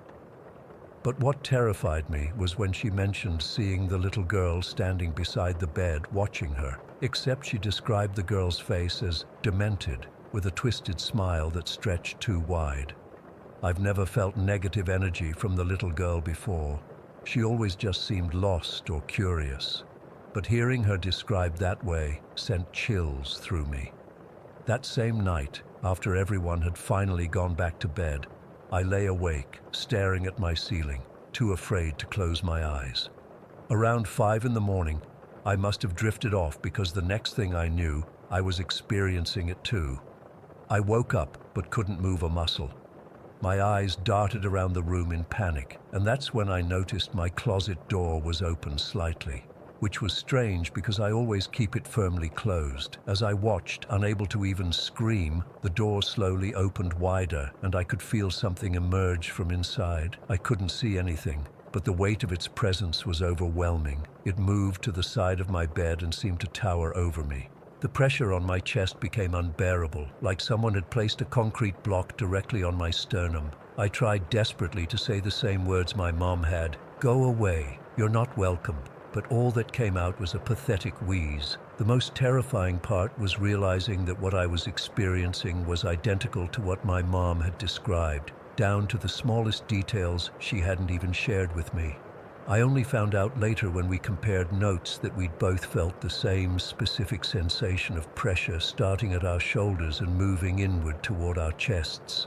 This wasn't random sleep paralysis. This was something targeting my family specifically. The next night, I slept in my sister's room, thinking I'd feel safer. Around 2 in the morning, we both woke up simultaneously with the same feeling, unable to move, struggling to breathe. My sister later told me she saw the little girl standing at the foot of her bed, but this time the girl was pointing at something behind us. We were too afraid to look. What's happening in our house goes beyond typical sleep paralysis. I've researched it extensively, and while the condition is real and fairly common, it doesn't explain how 4 different people in the same house experienced nearly identical episodes within the span of a week. It doesn't explain why we all see the same entities or why they appear in the same locations. My dad thinks we're all just feeding off each other's hysteria. He hasn't experienced anything himself, which he thinks proves his point. But last night, I heard him get up around 3 in the morning and pace the hallway until sunrise. He wouldn't talk about it at breakfast, but his hands were shaking as he poured his coffee. We've tried sage, we've tried prayers, we've even had a local paranormal investigation team come to the house, though they didn't find much beyond cold spots in my closet and the hallway outside my mom's room. They set up cameras for a night, but didn't capture anything unusual. One investigator suggested our house might be built on some kind of energy vortex that makes it easier for entities to manifest, especially during sleep when our minds are more receptive. Another thought it might be a family of spirits, the man and little girl perhaps related in life, who are somehow attached to our family rather than the house itself.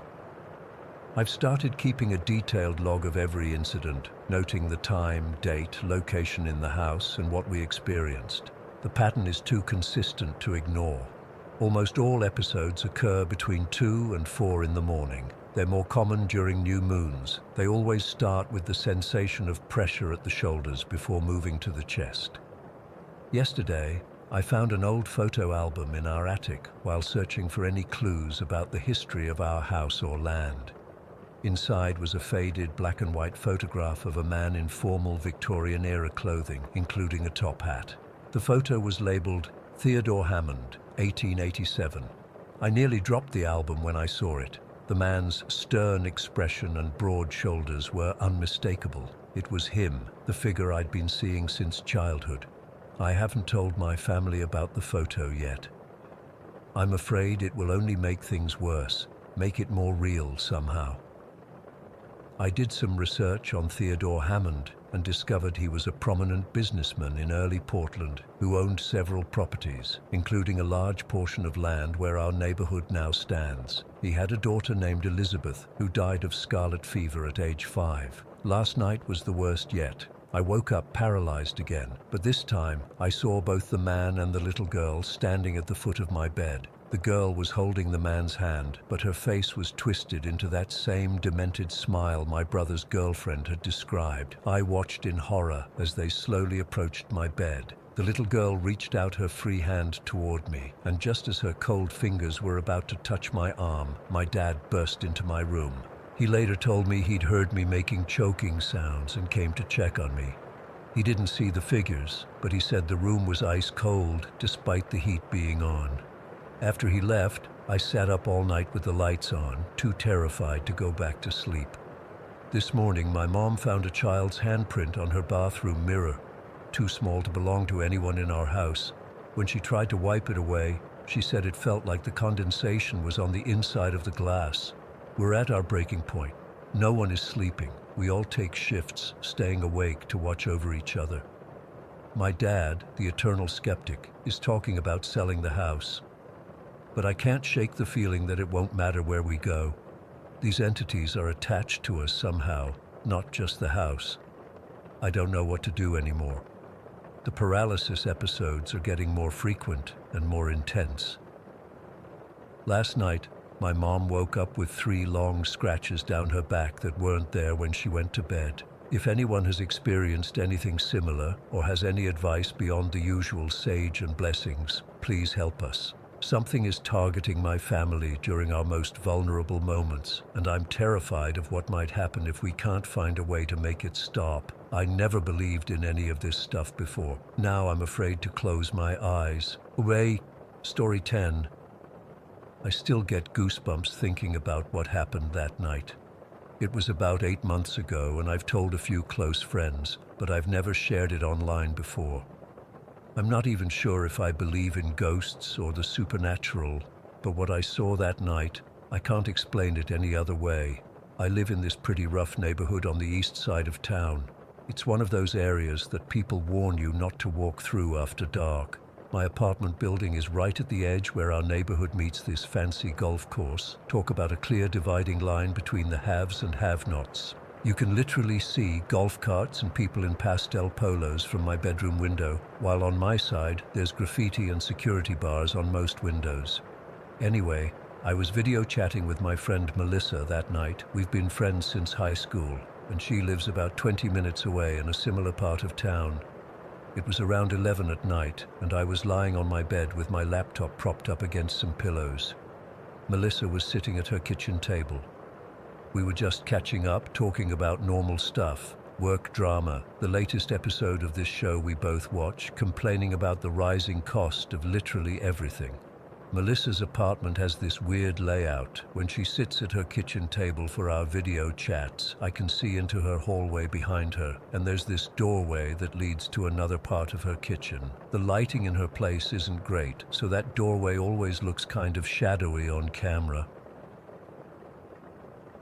About 30 minutes into our conversation, I started noticing something weird. I heard this shuffling noise coming from her end of the call. At first, I thought maybe it was just connection issues or something wrong with my headphones. "Hey, you moving around over there?" I asked. Melissa looked confused. "No, I'm just sitting here. Why?" "I thought I heard something, like footsteps or something." She shrugged it off. "Probably just the neighbors. These walls are paper thin." We kept talking, but I kept hearing it. This weird shuffling sound, like someone trying really hard to walk quietly on a concrete floor, but not quite managing it. Heavy steps, like someone with work boots on. Then I heard something that made my skin crawl, a small voice, kind of distant, saying, "Mommy?" It was so clear that I immediately interrupted whatever Melissa was saying about her job. "Is your son home?" I just heard someone say, "Mommy." Her face changed immediately. "No, Jaden's staying at my mom's tonight. Has been all day." That's when my heart started beating faster. Melissa lives alone with her 7-year-old son. There shouldn't be anyone else there, especially not at 11 at night. "Are you sure?" "I swear I just heard." That's when I saw it. In the doorway behind her, reflected in the glass of a picture frame on her wall, I caught movement. Someone was peeking around the corner of the doorway. Just for a second, a tall, balding head poking out to look, then quickly withdrawing back behind the wall. I froze. Should I tell her? What if I was seeing things? What if I wasn't? I tried to keep my face neutral and continue our conversation, but I was watching that doorway like a hawk now. And sure enough, about 30 seconds later, there it was again. A man's head peeking out from behind the door frame, looking directly at Melissa, then at the screen, at me, before disappearing again. My mouth went dry. I could feel sweat breaking out on my forehead. This person, this man, was deliberately trying not to be seen. He'd peek out, look around, then duck back quickly. The third time it happened, I could make out more details. Definitely a man, older, with a balding head and what looked like glasses. The weirdest part, he didn't seem threatening. It's hard to explain, but the way he was peeking around felt more like curiosity than anything malicious. Like he was checking out who Melissa was talking to. Almost like a nosy neighbor or relative who wants to know everyone's business. "Mel," I said, trying to keep my voice steady, "is there someone else in your apartment right now?" She looked at me like I was crazy. "Number? Why do you keep asking that?" I didn't want to freak her out, but this was getting too weird. "Because I keep seeing someone peeking around your kitchen doorway. An older man." The color drained from her face. She whipped around in her chair to look behind her. "There's nobody there," she said, but her voice was shaking. "I swear to God, Mel, I keep seeing him. He keeps looking around the corner at you, then hiding again." She got up and walked through her whole apartment, turning on all the lights, checking closets, under the bed, behind the shower curtain. She came back looking confused and scared. "There's nobody here, I swear." But as soon as she sat down, I saw him again. This time he stayed a bit longer, studying Melissa, then looking right at the screen, right at me, before disappearing again. "He's there again," I said, my voice barely above a whisper. "Stop it, you're scaring me," she snapped. "I'm sorry, but I'm not making this up. He's an older guy, balding on top, with glasses, I think. Tall. He keeps peeking around your kitchen doorway like he's checking out who you're talking to. The weird thing was, I wasn't feeling afraid anymore. Something about the way this, whatever it was, kept appearing felt almost familiar. Not threatening, just curious, like he was gathering gossip or something. "I think I need to go," Melissa said, clearly freaked out. "This is too weird." "Wait," I said. "One more thing. The voice I heard earlier? It didn't actually sound like Jaden. It sounded different. Older maybe, but still childlike." She ended the call pretty quickly after that. I felt terrible for scaring her. But what was I supposed to do? Ignore some stranger lurking in her apartment? I texted her immediately after, asking if she was okay and apologizing for freaking her out. She just sent back, "I'm fine, talk tomorrow." I barely slept that night. I kept thinking about what I'd seen. Was I hallucinating? Was there really an intruder in her place? Should I have called the police? By morning, I'd convinced myself I must have been overtired and seeing things. For about 3 weeks after that, Melissa kept making excuses whenever I suggested video chatting. We'd text, but she'd say she was too busy for calls. I didn't push it. Then one day she invited me over to her place to watch a movie. It felt almost like she was testing something, but I was just glad we were hanging out again. We were sitting on her couch halfway through the movie when she paused it and turned to me. "I need to tell you something weird," she said. "Last week I went to this medium with my cousin." A medium, like someone who talks to dead people. I was surprised. Melissa had never seemed interested in that kind of stuff before. "Yeah, my cousin dragged me there. Anyway, the medium started talking about my grandfather who died 6 years ago. She said he's still around, watching over me and Jaden." My skin prickled. "Your grandfather?" "Yeah, my mom's dad. He lived with us when I was growing up. The medium said he's especially protective of this apartment, that he checks out everyone who comes here." I felt a chill run down my spine. What did your grandfather look like?" Melissa looked at me strangely. "Why?" "Just curious." She reached for her phone and scrolled through some photos before showing me one. This was him about a year before he died. The picture showed an older man, tall and thin, with a balding head and wire-rimmed glasses, standing next to a much younger Melissa at what looked like a birthday party. My mouth went dry. "Mel, that's him. That's who I saw that night." "What are you talking about?" I stood up and walked to her kitchen doorway. He was standing right here, peeking around like this. I demonstrated, poking my head around the corner quickly, then pulling back, then doing it again. The color drained from her face. Oh my God. "What?" "That's exactly what he used to do when I had friends over as a teenager. He was so nosy about who I was hanging out with. He would peek around corners just like that, thinking we couldn't see him spying." We both stared at each other in stunned silence. "The medium said something else," Melissa continued, her voice barely audible. "She said Grandpa still checks on all my visitors, that he's protective but also just really nosy about my life. She said he especially keeps an eye on Jaden." "The voice I heard," I whispered. "It said Mommy, but it didn't sound like Jaden." "My grandfather used to call my grandmother Mommy after they had kids. It was their thing. He never called her by her name, just Mommy." I got goosebumps all over. And the shuffling sound, the heavy footsteps. He wore work boots all the time, even in the house. Mom used to get so mad at him for scuffing up the floors. We sat there in silence for a long time. Finally, I asked, "Are you scared, knowing he's here?" Melissa thought about it, then shook her head. "Weirdly, no. If it's really him, he was always protective of us, just really, really nosy." She laughed a little.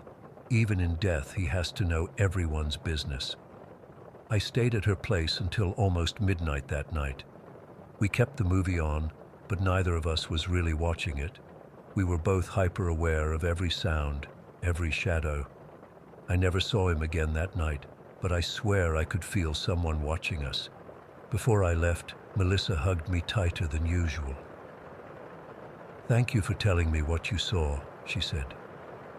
"It's weird, but it's actually kind of comforting too." I've been back to her place a few times since then. Sometimes I think I catch glimpses of movement in that doorway, but never as clear as that first night.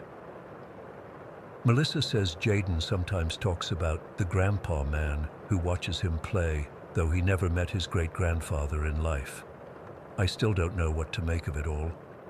Was it really her grandfather's ghost, checking out who his granddaughter was talking to, maintaining his nosy habits even after death? Or was there some other explanation? All I know is what I saw that night was real. Someone, or something, was peeking around that doorway, watching us, and whatever it was, it seemed more curious than malevolent, more protective than threatening. I'm not sure I believe in ghosts, but I believe in what I saw, and I'm not sure I'll ever be able to explain it. Story 11. I still get chills thinking about what happened to me 3 weeks ago. I've barely told anyone about it, but I need to get this off my chest because it's eating me alive, and maybe someone here has experienced something similar. I'm a sales manager for a tech company based in Austin. Nothing exciting, just enterprise software solutions. I had been in San Antonio for a 2-day meeting with potential clients. The meetings ran late on Friday, so instead of staying another night, I decided to drive back home to Austin. It was already around 10:30 at night when I finally got on the road. I remember checking Google Maps and seeing that I-35 had some major construction with delays. The app suggested Highway 46 as an alternate route. I'd never taken it before, but the GPS showed it would save me about 20 minutes.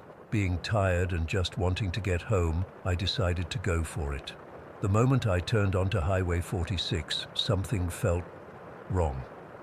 I can't explain it exactly, but it was like walking into a room and immediately sensing someone had been there even though it's empty. The road was completely deserted, which I thought was strange even for a Friday night, but I figured most people were sticking to the interstate despite the construction. The full moon was out, lighting up these dense woods on both sides of the highway. They weren't just normal woods, though. Something about them seemed ancient and watchful. I remember thinking how the moonlight made the trees look almost blue-gray, and how their shadows seemed to move even when there wasn't any wind. I'm not usually imaginative like this, so these thoughts bothered me. About 30 minutes in, the weirdness escalated. A fog appeared out of nowhere. I mean literally nowhere. 1 second the road was clear, and the next I was driving into what looked like a solid wall of mist. It wasn't patchy like normal fog. It was thick and uniform, like driving through a cloud that had dropped straight to the ground. My headlights barely penetrated 20 feet ahead. I slowed down to about 40 miles per hour, gripping the steering wheel until my knuckles turned white. That's when I realized I hadn't seen another vehicle since turning onto Highway 46. Not one car going either direction, no trucks, nothing. The absolute emptiness was unnerving. I reached for my phone, thinking I'd call my girlfriend to keep me company for the rest of the drive. No signal, not even one bar. I tried turning on the radio, but all I got was static on every station. That's when real anxiety started creeping in. I was completely cut off. The digital clock on my dashboard read 11:22 when I first noticed the lights in the distance. They were faint, yellowish, and flickering. Initially, I thought it was finally another car, and I felt relief wash over me. But as I got closer, I realized the lights weren't moving.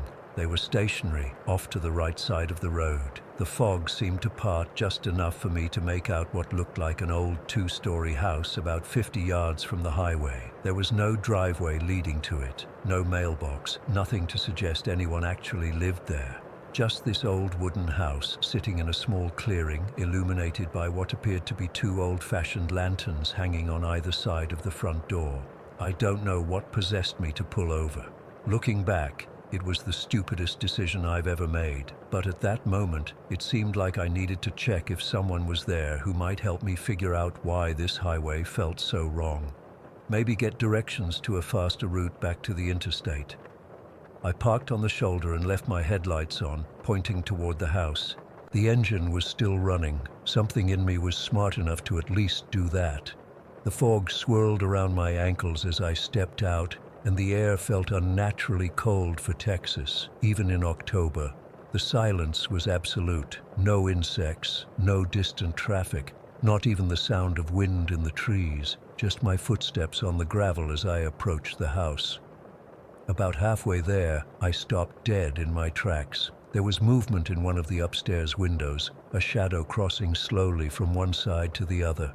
It didn't move like someone walking past a window. It glided smoothly and deliberately. Every instinct told me to turn around, but before I could, the front door of the house began to open.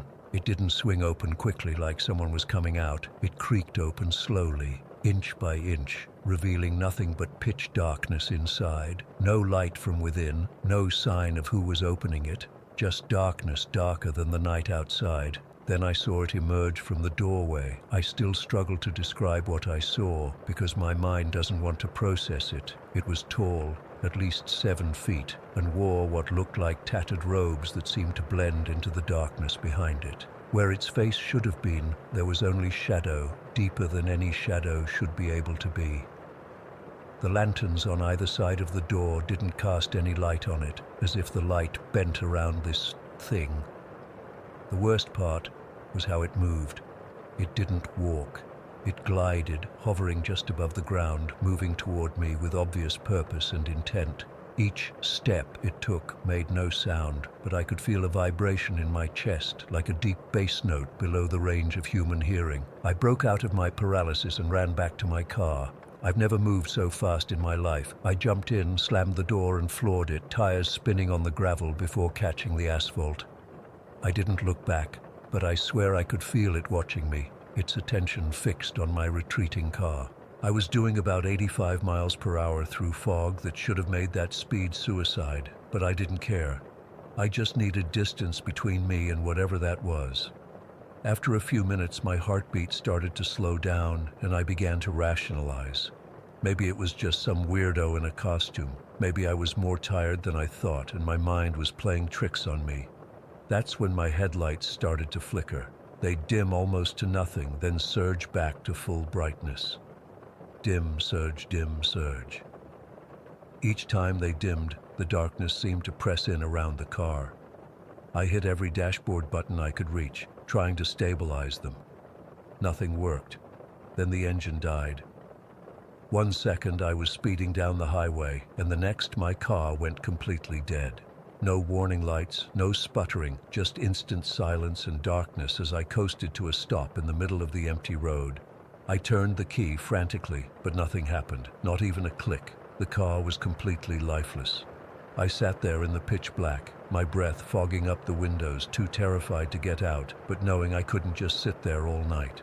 I fumbled for my phone, the screen providing the only light. Still no signal, but at least I could use the flashlight. That's when I looked up and saw it. About 50 yards ahead, standing in the middle of the highway, was the same figure from the house. Even in the complete darkness, I could make out its silhouette because it somehow seemed darker than the night surrounding it. It was just standing there, facing me, perfectly still. I started hyperventilating, pressing myself back against the seat as if I could somehow melt through it. Then the figure raised one arm, pointing directly at me, not gesturing like a person would. Its arm moved with mechanical precision, extending until it was pointing straight at me. The moment it pointed, my car's engine roared to life. Not just started, roared, like someone had floored the gas while it was in neutral. The headlights blazed at full intensity, brighter than I'd ever seen them. The radio suddenly blasted static at full volume, making me yelp in shock. I didn't hesitate. I slammed the car into drive and punched the gas, aiming right for the figure. I didn't care if it was human or not anymore, I just needed to escape. But as my car approached, the figure simply dissolved. Like ink dispersing in water, it broke apart into wisps of darkness that faded into the night. I didn't slow down. I drove like a maniac for what felt like hours, but was probably only 20 minutes before I saw blessed signs for I-35. The fog vanished as suddenly as it had appeared the moment I reached the interstate junction. When I finally pulled into my driveway in Austin, it was just after 1 in the morning. My clothes were soaked with sweat, and my hands wouldn't stop shaking. I checked my phone, full signal, working perfectly. My car ran fine, no warning lights, no electrical issues, everything normal, as if nothing had happened. I've tried researching Highway 46 since then, found a few vague mentions of strange experiences, but nothing like what I encountered. I've taken a different route for work ever since, adding 40 minutes to my commute just to avoid that road. What keeps me up at night isn't just the memory of what I saw, it's the feeling I can't shake that whatever was on that road let me go, that it could have kept me there if it wanted to. And sometimes when I'm about to fall asleep, I swear I can feel it again. That vibration in my chest, like something calling to me from a great distance, trying to draw me back to Highway 46. I don't know what I encountered out there, but I know it wasn't human. And I'm terrified that one night I'll find myself driving toward Highway 46 again without meaning to, as if something is pulling me back. Story 12. I still don't drive that stretch of Route 50 anymore. Not after what happened that night in October 7 years ago. I've been driving trucks for 23 years now, and you see a lot of strange things on the road, especially at night, but nothing, absolutely nothing, comes close to what I experienced. I was hauling steel beams from Charleston to a construction site near Pittsburgh. It was around 11:30 at night, and that part of West Virginia gets pitch black. No streetlights, barely any houses, just miles of winding road cutting through dense forest. The moon was out, but clouds kept passing over it, making the road appear and disappear in patches of silver light. I remember I had the radio on low, some late-night talk show about conspiracy theories. More for the company than anything else. When you've been driving as long as I have, silence gets to you after a while. My thermos of coffee was almost empty, and I was calculating whether I should stop at the next gas station or push through to Clarksburg when I saw her. At first, I thought it was just a trick of the light, a white shape on the side of the road that appeared in my headlights. But as I got closer, I could clearly make out a young woman standing on the shoulder. She was wearing this thin white dress, like a summer dress or maybe a nightgown, completely inappropriate for an October night in West Virginia. Her hair was dark, long, and tangled from the wind. She had her thumb out, hitchhiking. Now, I don't pick up hitchhikers. That's a rule I've had since I started driving. Too dangerous these days, for them and for me. But something about this girl made me slow down. Maybe it was how fragile she looked in that thin dress, or maybe it was because the temperature had dropped into the low 40s that night and the nearest town was at least 20 miles in either direction. I still don't know why I stopped. I really don't. I pulled over about 20 feet ahead of her and watched in my side mirror as she walked toward my truck. Her movements were off somehow, sort of jerky but also too fluid, like she was walking against a current I couldn't see. I leaned across and pushed open the passenger door. "Where you headed?" I called out, but she didn't answer. She just climbed up into the cab without a word. And the moment she sat down beside me, I felt the temperature drop about 10 degrees. I'm not exaggerating. It was like someone had opened a freezer door right in my face, and there was this smell that came with her, damp earth and something else I couldn't place at first. Later, I realized it smelled like an open grave. I closed the door and pulled back onto the road, feeling increasingly uneasy. Up close, she looked to be in her early 20s, pretty, in a fragile, hollow sort of way. Her skin was so pale it almost looked blue in the dashboard lights, and her eyes were dark, deep-set, and focused, straight ahead. "So where are you headed?" I tried again, trying to sound casual despite the growing discomfort in my gut. She didn't answer immediately. We must have gone another mile before she spoke, and when she did, her voice was barely above a whisper, slightly raspy, like she hadn't spoken in a long time. "Home," she said, just that one word. "And where's home?" I asked, glancing at her quickly before turning my eyes back to the road. "Just up ahead," she murmured, "past Clarksburg."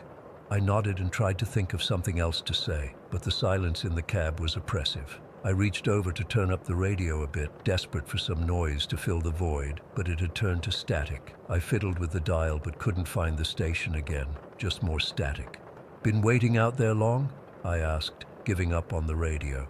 She turned to look at me then, and I swear to God, it took everything I had not to slam on the brakes right there. Her eyes, they were empty, not vacant like someone who's spaced out, literally empty, like looking into two black holes, and when she smiled, it didn't reach those eyes. "A very long time," she said. My hands tightened on the steering wheel. Every instinct I had was screaming at me to pull over and get her out of my truck, but we were in the middle of nowhere, and regardless of how terrified I was becoming, I couldn't just leave her on the side of the road. We drove in silence for another few minutes. I kept the speedometer at a steady 65, counting down the miles to Clarksburg, where I could drop her somewhere safe, a gas station, a diner, anywhere with people and lights. Then she asked the question that made my blood freeze in my veins. "Do you believe in ghosts?" I laughed nervously, trying to play it cool despite the cold sweat breaking out across my forehead. "Can't say I've given it much thought." "You should," she said, her voice suddenly closer. I hadn't seen her move, but somehow she was sitting right next to me now, no space between us. The smell of earth was overwhelming. They're all around us, especially on this road. I swallowed hard and kept my eyes fixed on the road ahead. My heart was pounding so hard I could feel it in my throat. "A lot of people have died on this stretch," she continued, her voice almost dreamy. "Car accidents mostly. Did you know that's how I died?" That's when I finally looked at her again, not directly, but in the reflection of my passenger window. And what I saw will haunt me until the day I die. In the glass, I could see her sitting motionless next to me, but her reflection was standing, looming over me. Her mouth was open impossibly wide, revealing rows of teeth that no human should have, and her eyes in the reflection were glowing faintly, like an animal's caught in headlights. I slammed on the brakes so hard the truck fishtailed. The tires screamed against the asphalt as we skidded to a stop in the middle of the road. I turned to look at her, but the passenger seat was empty, completely empty. The door was still closed, the seatbelt still fastened, but she was gone. I sat there, my whole body shaking, my breath coming in short gasps, trying to process what had just happened. Had I imagined her? Was I so tired that I'd hallucinated the whole thing? But I could still smell that earthy scent, and the cab was still ice cold. After what felt like an eternity, I put the truck in gear and started driving again, faster now, desperate to reach Clarksburg and its blessed lights and people. I didn't stop until I reached a truck stop just outside town. My hands were still trembling as I parked and practically fell out of the cab in my hurry to get inside. The diner portion of the truck stop was nearly empty, just a couple of other drivers at the counter and a waitress refilling coffee cups. I slid into a booth near the back, as far from the windows as I could get, and ordered coffee. I must have looked as bad as I felt because the waitress, her name tag said Doris, asked if I was all right. I wasn't going to say anything at first. Who would believe me? But something in her kind face made me take a chance. "I just had a weird experience on Route 50, I said, trying to keep my voice steady. "Picked up a hitchhiker, a young woman in a white dress, and then she disappeared. I expected her to laugh or look at me like I was crazy. Instead, all the color drained from her face. "You saw her too," she whispered, sitting down across from me without being invited. "Young dark hair, white dress?" I nodded, a chill running up my spine. "That's Anna," she said, her voice low as if she didn't want the other customers to hear. "She died in 1983. Car accident. Her boyfriend was drunk, lost control on a curve. She was thrown from the vehicle, died on the side of the road." That's just a local legend," I stammered, trying to rationalize what I'd experienced. Doris shook her head. "My brother was one of the paramedics who responded that night. Said it was the worst thing he'd ever seen. They found her in a white sundress, lying in the ditch like a broken doll. She leaned closer, and you're not the first driver to see her, not by a long shot. She appears to people traveling that road at night, always hitchhiking, always wanting to go home, but she never makes it there. What happens to the drivers who pick her up? I asked, almost afraid to hear the answer. Doris hesitated. Most of them just report what you did, that she vanishes. But a few... She trailed off, then lowered her voice even further. A few have had accidents shortly after seeing her. Bad ones. I didn't sleep at all that night. I parked my truck in the lot behind the truck stop and sat up in the cab with all the lights on, jumping at every shadow. When dawn finally broke, I called my dispatcher and told him I was sick and needed someone else to finish the delivery to Pittsburgh. He wasn't happy, but he must have heard something in my voice because he didn't argue too much. I took back roads all the way home, avoiding Route 50 completely. That was 7 years ago, and I haven't driven that stretch of highway since. I requested different routes, made up excuses, even took pay cuts to avoid assignments that would take me anywhere near there. My wife thinks I'm being ridiculous, that I just had a hallucination from driving too long without sleep. Maybe she's right. Maybe that's all it was. But sometimes, on long drives at night, when I'm alone on a dark stretch of highway, I find myself checking the roadside more carefully than I should. And sometimes, just for a split second in my headlights, I think I see a figure in a white dress with her thumb out waiting for a ride, and I never, ever stop. Story 13. I still feel cold sometimes, even on the hottest summer days in Minnesota. It's been over 30 years since we first came to America, but some things stay with you forever. When our family, 12 of us in total, arrived in Minneapolis in 1984, we were just grateful to be alive and together. After surviving the Khmer Rouge and years in Thai refugee camps, we thought nothing could scare us anymore. We were wrong. The Lutheran church that sponsored us found a pre-World War II house for our extended family. It was huge compared to the crowded refugee camp, with 5 bedrooms spread across 2 floors.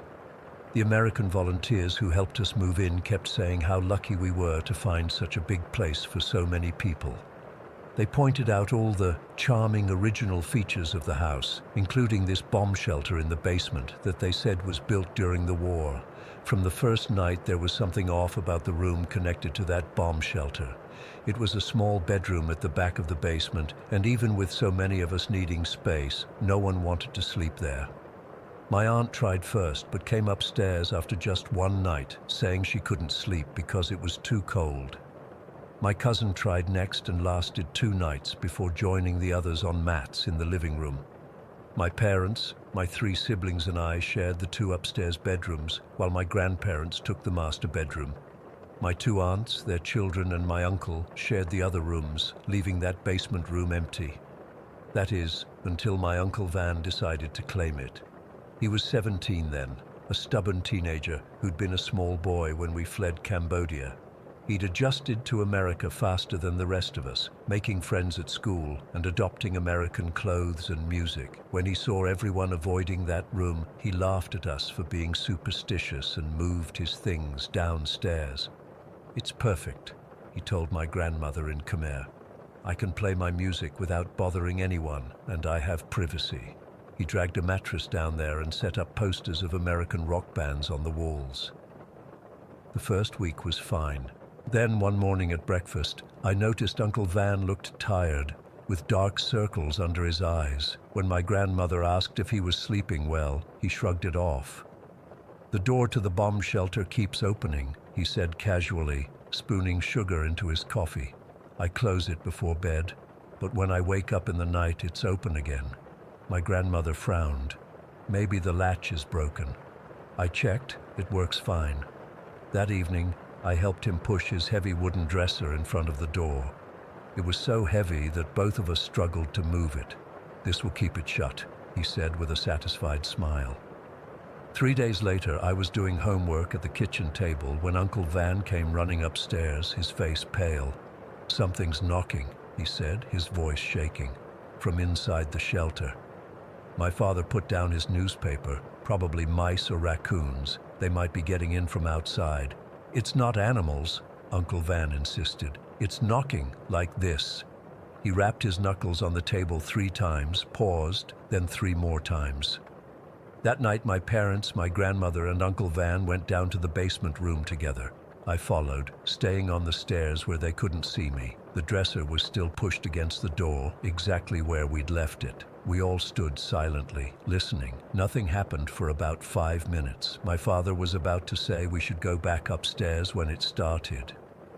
3 distinct knocks, a pause, then 3 more. Just as Uncle Van had demonstrated. My father immediately went to the shelter door and tried to look behind the dresser, searching for some explanation. The knocking came again, louder this time. My grandmother grabbed his arm and pulled him back. "We should leave it alone," she whispered.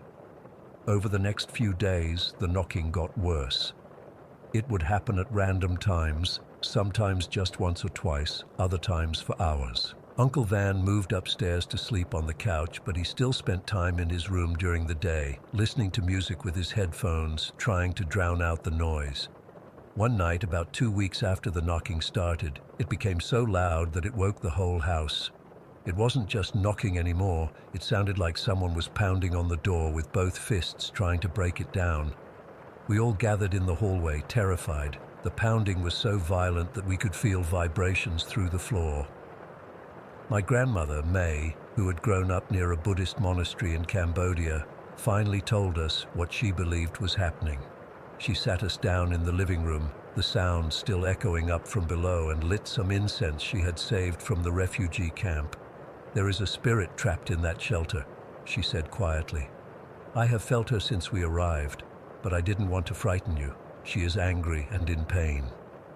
My parents exchanged worried glances. They had become more Americanized than my grandmother and were skeptical of the old beliefs. But that night, with the pounding growing more insistent by the minute, no one questioned her.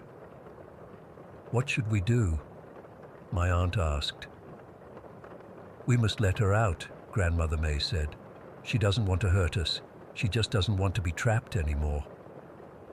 Against my father's objections, Uncle Van and my older cousin moved the dresser away from the door. The moment they did, the pounding stopped. The sudden silence was almost more frightening than the noise had been.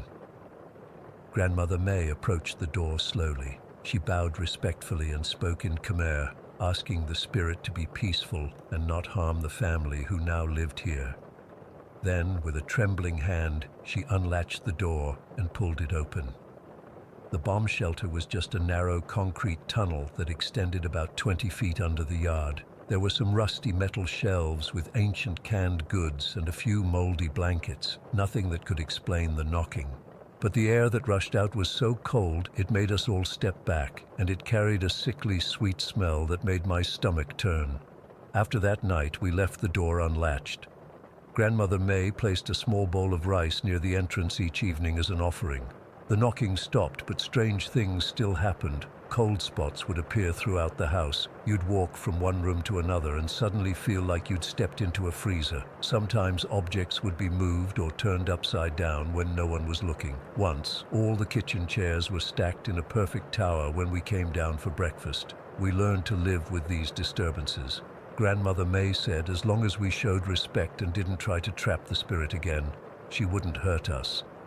Then, about 6 months after we'd moved in, Uncle Van went through a rebellious phase. He started staying out late, arguing with my parents and grandparents. One night, after a particularly bad fight with my father about his American girlfriend, he stormed down to his room and slammed the door. The next morning, the bomb shelter door was bolted shut. Uncle Van had installed 3 heavy deadbolts, one at the top, one in the middle, and one at the bottom.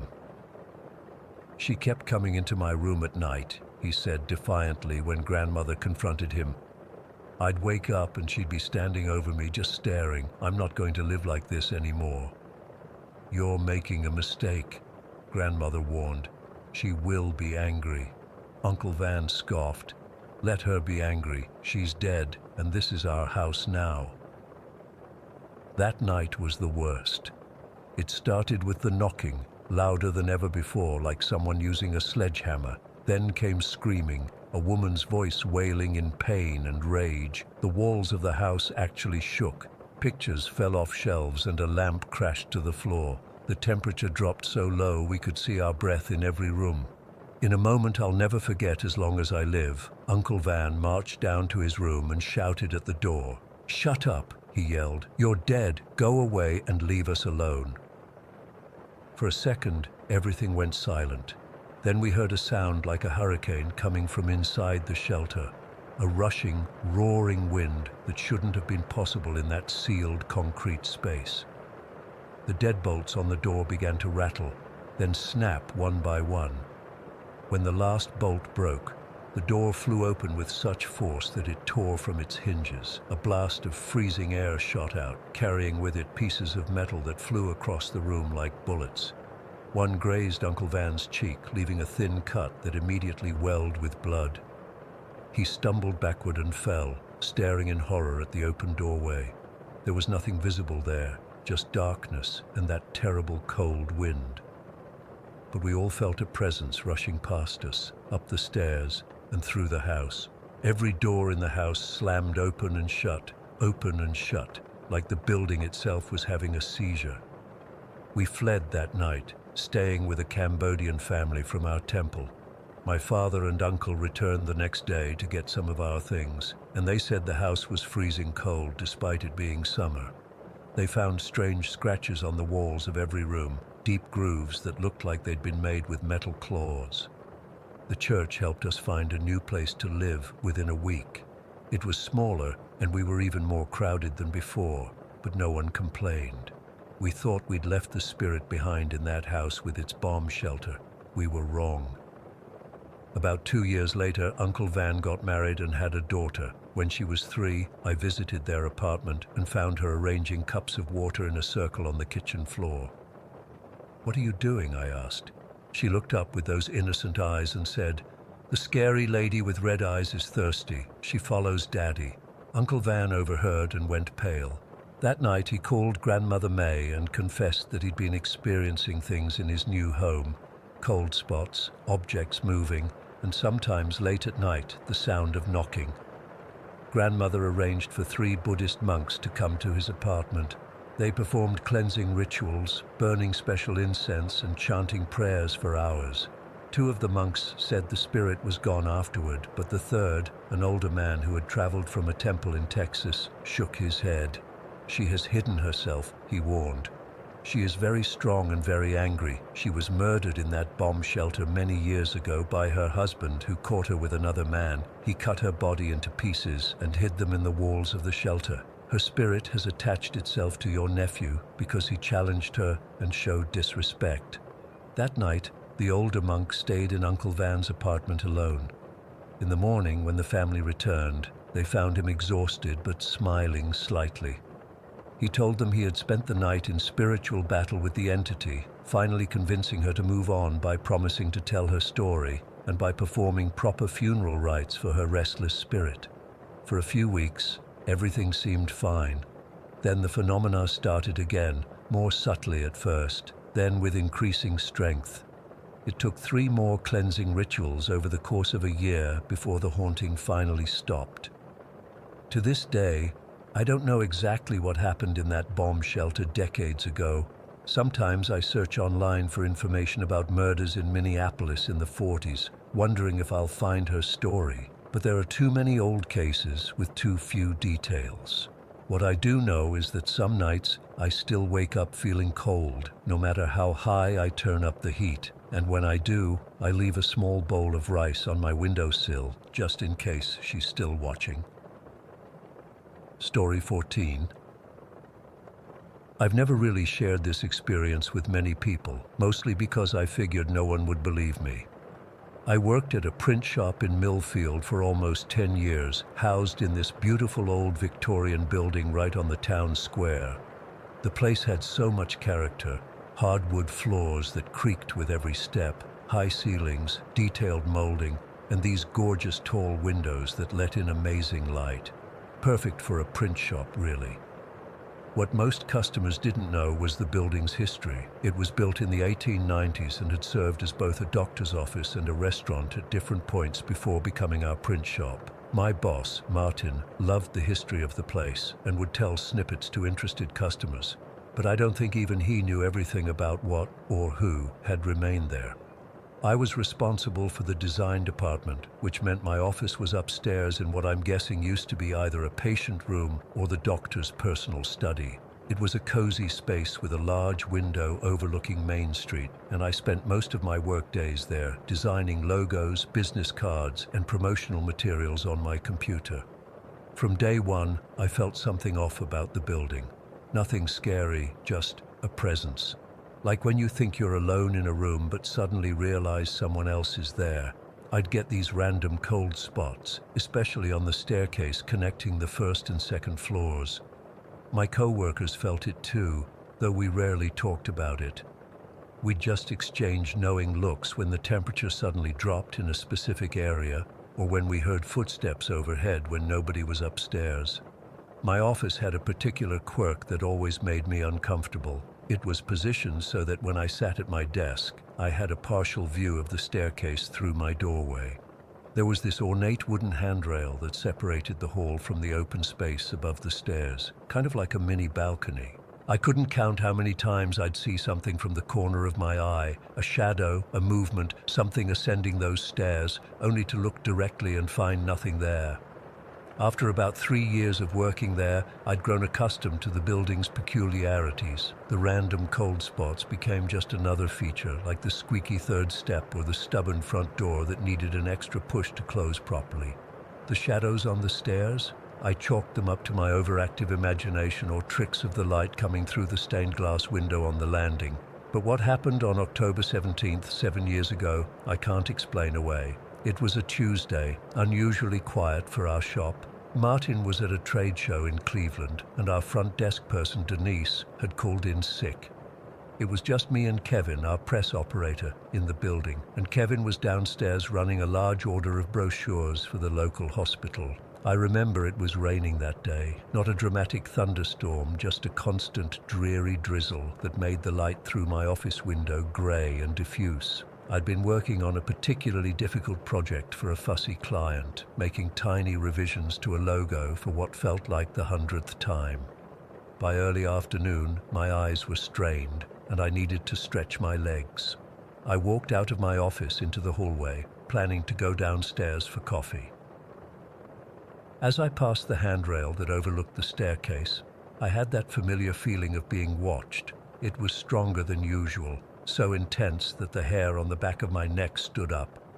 I stopped, gripping the wooden railing, and took a deep breath. That's when I saw it, or him, I should say. Just across from me, on the other side of the hallway above the staircase, floating about 5 feet off the ground, was a face. Just a face, not a full body. An elderly man with a completely bald, round head and these prominent ears that stuck out slightly. He had deep-set eyes. I couldn't tell the color in that moment, and thin lips pressed into a slight frown. His expression was one of utter confusion, like he couldn't figure out what I was doing there. We locked eyes. I didn't scream. I didn't run. I just stood there, frozen, staring at this disembodied face that was somehow both transparent and completely detailed. I could see the wood paneling of the wall behind him, but I could also see the wrinkles around his eyes, the slight shadow of stubble on his jaw. The whole encounter lasted maybe 5 seconds, though it felt much longer. I blinked, and he was gone, vanished. No fading away dramatically like in movies, just there one moment and gone the next. My heart was racing so fast I thought I might pass out. I gripped the railing tighter, my knuckles turning white. I called out to Kevin, but my voice was barely above a whisper. I cleared my throat and tried again, louder this time. He didn't hear me over the press, so I forced my shaking legs to carry me downstairs. Kevin must have seen something in my face because he immediately stopped the press. "What's wrong? You look like you've seen a ghost," he said. The irony of his words hit me, and I almost laughed hysterically. Instead, I just told him I wasn't feeling well and needed to sit down. I didn't tell him what I'd seen, even in a building we all acknowledged had weird vibes. Seeing a floating face seemed too far-fetched. He brought me water and insisted on driving me home, thinking I was coming down with whatever Denise had. That night, I couldn't sleep. I kept seeing that face, the confusion in those eyes, like he was as surprised to see me as I was to see him. I tried researching the building's history online, but found very little beyond what Martin had already told us. Built in the 1890s, served as a doctor's office for decades, then a restaurant in the 70s and 80s, before becoming our print shop in the early 2000s. The next day, I returned to work, half expecting to see the face again. Nothing happened, nor the day after that, or the day after that. Life returned to normal, though I was jumpier than before, especially near that railing. I never told anyone at work about what I'd seen. What would I say? Hey, I saw a floating head by the stairs yesterday. They'd think I was losing my mind. Time passed. The incident faded somewhat, though never completely. I'd still get that feeling sometimes, especially near the railing, but I never saw the face again during my time there. Eventually, I convinced myself it had been stress, lack of sleep, or maybe even a mini hallucination from staring at my computer screen too long. Then, 4 years later, Martin decided to retire and close the business. A middle-aged couple, the Hendersons, bought the building to open a quilting shop. I'd moved on to a graphic design position at a marketing firm by then, but I kept in touch with my old co-workers. About 6 months after the quilting shop opened, I decided to stop by, partly out of curiosity and partly because I needed fabric for a costume I was making. Mrs. Henderson, Barbara, greeted me warmly when I explained I used to work there. "Oh, we love hearing from people who know the building's history," she said, her eyes lighting up. "We've been researching it extensively. Did you know it was built by Dr. James Lancaster?" I shook my head. Martin had never mentioned specific names. Yes, he was apparently quite respected in town. His son, Augustus, Gus they called him, took over the practice in the 1920s and ran it until his death in 1962. We found some wonderful old photographs of them both. My skin prickled at her words. Photographs? Yes. We've created a little historical display at the base of the stairs. Would you like to see it? I nodded, following her across what used to be our reception area, now filled with colorful fabrics and quilting supplies. The staircase looked the same, though they'd refinished the wood to a lighter shade. At the bottom of the stairs, they'd hung several framed black and white photographs with small plaques identifying the subjects and dates. Barbara pointed to the first one. "This is Dr. James Lancaster, the original owner, standing in front of the building around 1895. I nodded politely, but my attention was already drawn to the photograph next to it. The moment I saw it, my blood ran cold. There, staring back at me from a photo taken sometime in the 1940s according to the small plaque, was the face I'd seen floating above the stairs 4 years earlier. "And this is his son, Dr. Gus Lancaster," Barbara was saying, but her voice sounded distant, as if coming from underwater. "He was quite a character from what we've learned. Never married, dedicated his life to medicine. People said he was brilliant but a bit eccentric. He lived and worked in this building his entire adult life." I couldn't speak. The photograph showed an elderly man with a completely bald, round head and prominent ears, the same thin lips, the same deep-set eyes that had locked with mine that rainy October afternoon. There was no doubt in my mind, this was the face I had seen. "Are you all right? You've gone quite pale," Barbara said, touching my arm gently. Yes, I managed.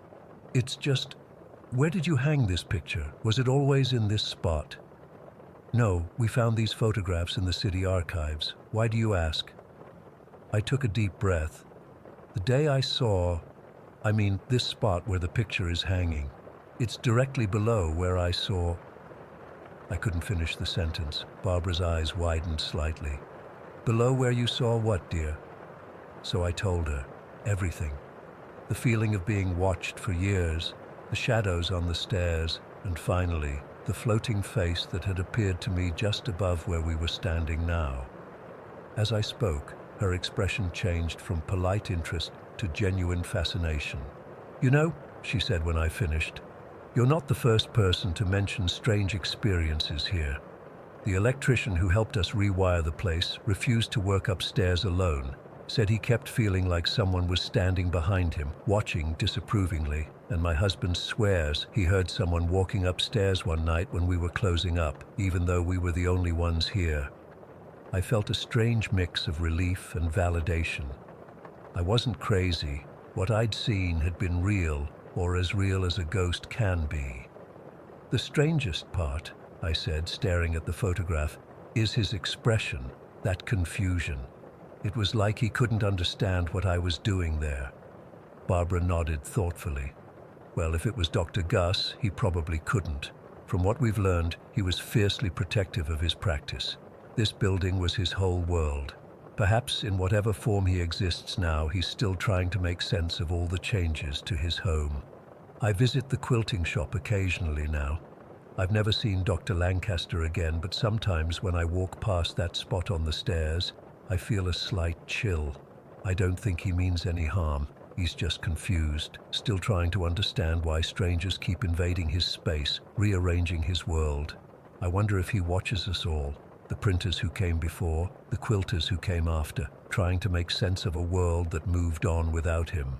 I don't have proof beyond my experience and that photograph, but I know what I saw, and somehow, knowing his name, seeing his face in that photograph where he belonged, makes the memory less frightening. Dr. Gus Lancaster is still in his building, still watching, still confused by the strangers in his home. But now, at least for me, he's not just a mysterious floating face. He's a part of the building's history, as real as the creaking floors and the stubborn front door. Story 15. I've been driving trucks for nearly 20 years now, coast to coast, back roads, main highways, you name it. I've seen pretty much everything there is to see on the American road system. Accidents, crazy drivers, wildlife. You get used to it all eventually. But what happened to me last Wednesday night, I can't explain it. I can't stop thinking about it. My hands are still shaking as I type this. I've always had one rule that I never break. No hitchhikers, ever. It's not worth the risk in this day and age. I've heard too many horror stories from other truckers about robberies, or worse. Plus, my company has a strict policy against it. But sometimes rules get broken, and sometimes I wish I'd stuck to mine. I was hauling a load of refrigerated goods from Tulsa to Kansas City. It was supposed to be a simple overnight run, the kind I've done hundreds of times. I was making good time until about 1 in the morning when I hit this stretch of Highway 75 that was under construction. The detour took me onto this old state road that hardly anyone uses anymore. The night was pitch black. No moon, no stars, just my headlights cutting through the darkness. I hadn't seen another vehicle for at least 45 minutes. The radio reception was garbage out there, just static and fragments of late-night talk shows. I was starting to feel that heavy-eyed tiredness that all truckers know too well. That's when I saw him. He was standing on the shoulder, thumb out, illuminated in my headlights. Just a young guy, maybe mid-20s, wearing a faded jean jacket and a baseball cap. He didn't have a backpack or anything, which was weird, but what struck me most was how out of place he looked, like finding a person standing in the middle of the ocean. I don't know why I stopped. Maybe it was the isolation, or maybe I was just tired of being alone with my thoughts.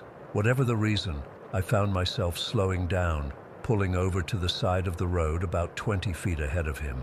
As soon as I stopped, I regretted it. What the hell was I doing? But it was too late. He was jogging up to the passenger side, and I was already lowering my window. "Where you headed?" I asked, trying to sound casual while sizing him up. "Just up to the next town would be great," he said. His voice was normal enough, but something about his face made my stomach tighten. He was pale, not just white, but a sickly gray-white, like someone who hasn't seen the sun in months, and the dark circles under his eyes were so pronounced they almost looked like bruises. Against my better judgment, I gestured to the passenger door. "Hop in."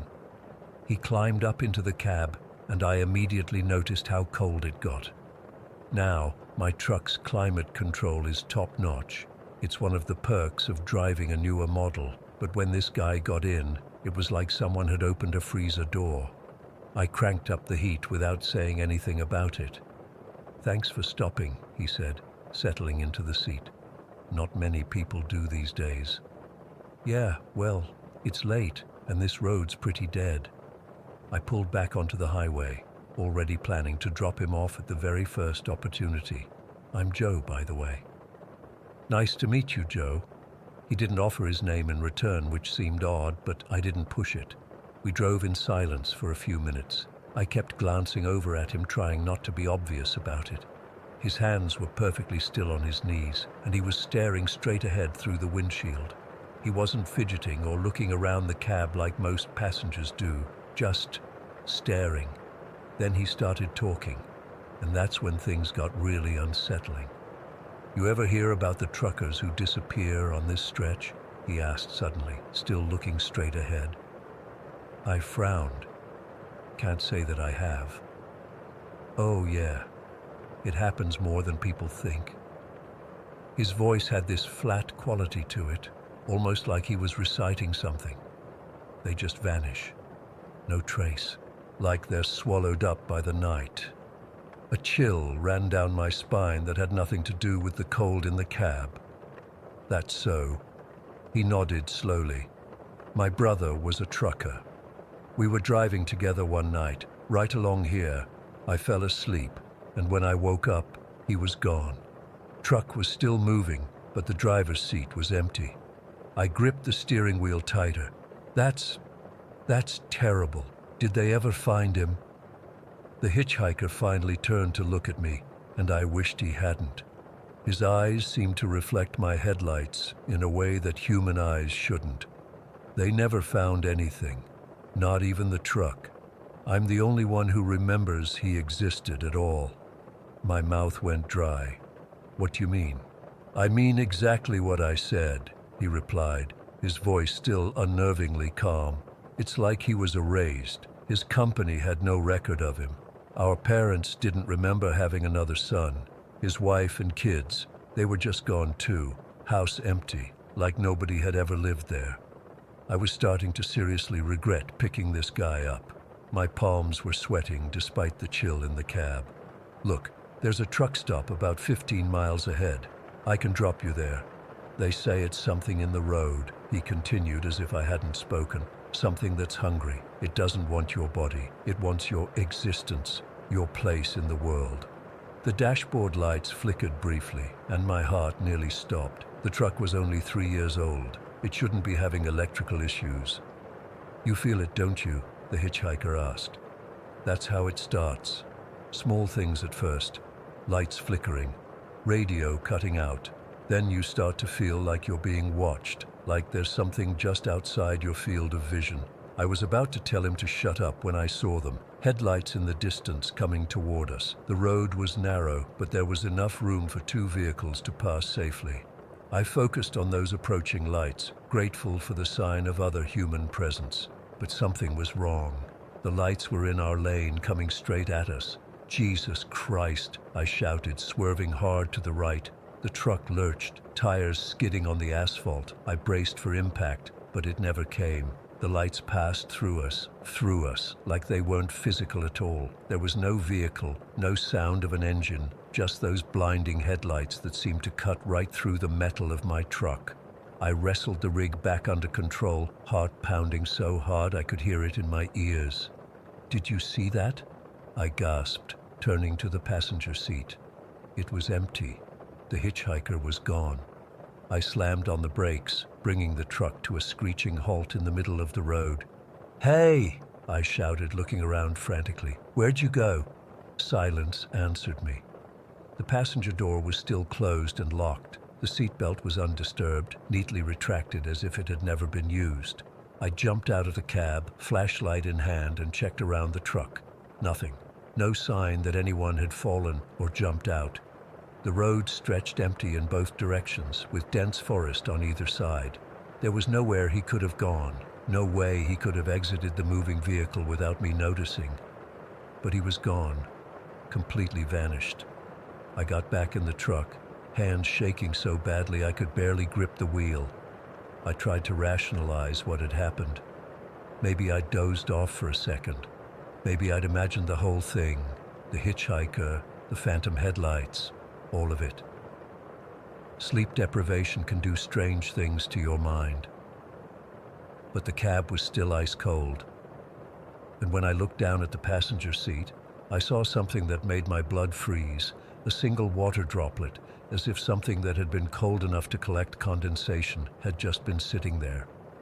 I drove the rest of the way to the truck stop like a man possessed, pushing well over the speed limit, desperate to reach somewhere with lights and people. Every shadow on the road seemed to move. Every time I checked my mirrors, I expected to see that pale face staring back at me. The truck stop, when I finally reached it, was like an oasis. I parked haphazardly and practically ran into the diner section. There were only a few people inside, a couple of other truckers, a waitress, and a short-order cook visible through the service window.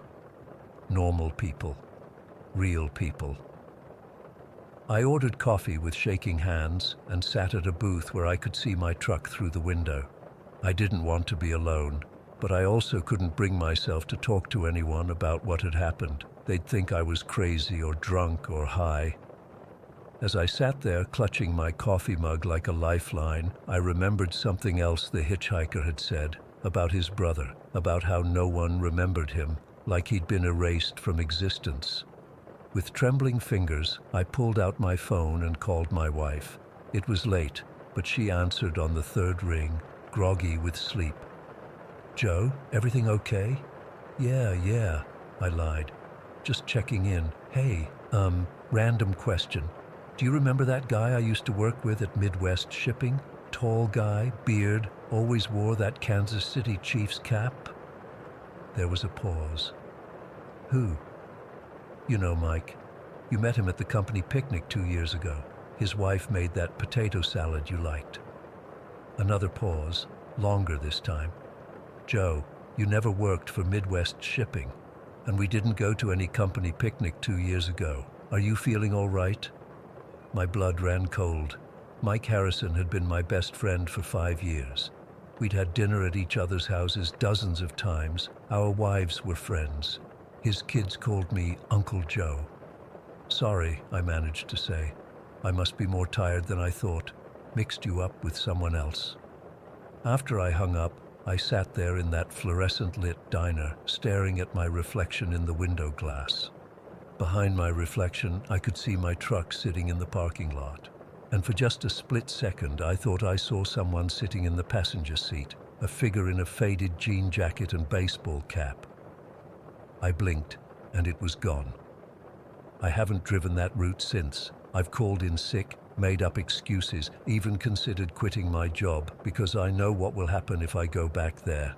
That thing, whatever it was that took the form of a hitchhiker, it wasn't finished with me. It was just giving me a taste of what's coming. Sometimes I check the news for reports of missing truckers in that area. There's never anything, and somehow that's worse. It's like they never existed at all. I don't know how much longer I have before I start to fade too.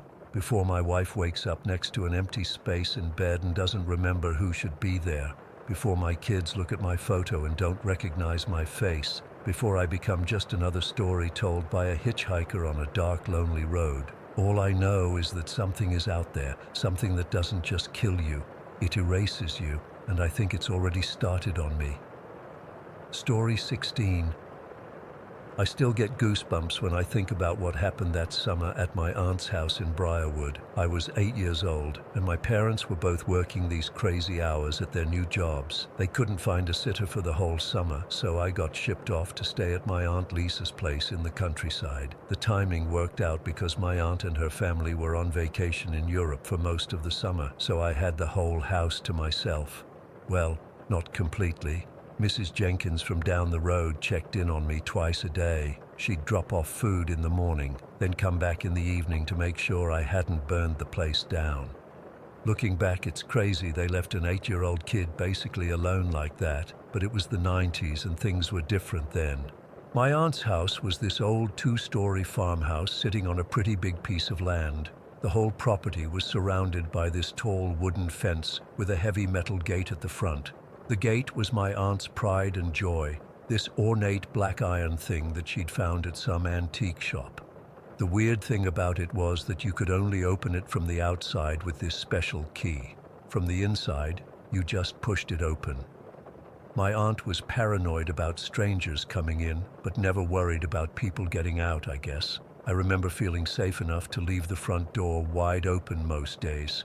It was crazy hot that summer, like sweat soaking your pajamas hot, and the house didn't have air conditioning. The open door was the only way to get any kind of breeze flowing through. It was a Tuesday, I think, one of those summer days that stretches on forever. I was sprawled out on the living room floor watching cartoons. I'd been binging episodes of Rugrats since breakfast, still in my oversized Tweety Bird t-shirt that I slept in. There were Cheerios scattered around me that I'd been snacking on straight from the box. Around midday, I heard footsteps on the front porch. Not Mrs. Jenkins' heavy footsteps. She always wore these clunky shoes that announced her arrival from a mile away. These were lighter, like someone was trying to be quiet. At first, I figured it was just the wind blowing something around on the porch. But then I heard it again. Definitely footsteps. I remember the sudden dryness in my mouth as I hit mute on the remote. The house went silent except for the ticking of the grandfather clock in the hallway. I sat up, listening harder, and sure enough, there it was again. A soft, shuffling sound right near the front entrance. Part of me wanted to hide, but curiosity won out. I got up and tiptoed across the worn carpet toward the front door, my heart hammering in my chest. The entrance had this little foyer area with 3 steps leading up to the door, and when I peeked around the corner, I froze. Standing at the top of those steps, just outside the threshold, was a girl. She looked about my age, maybe a bit younger.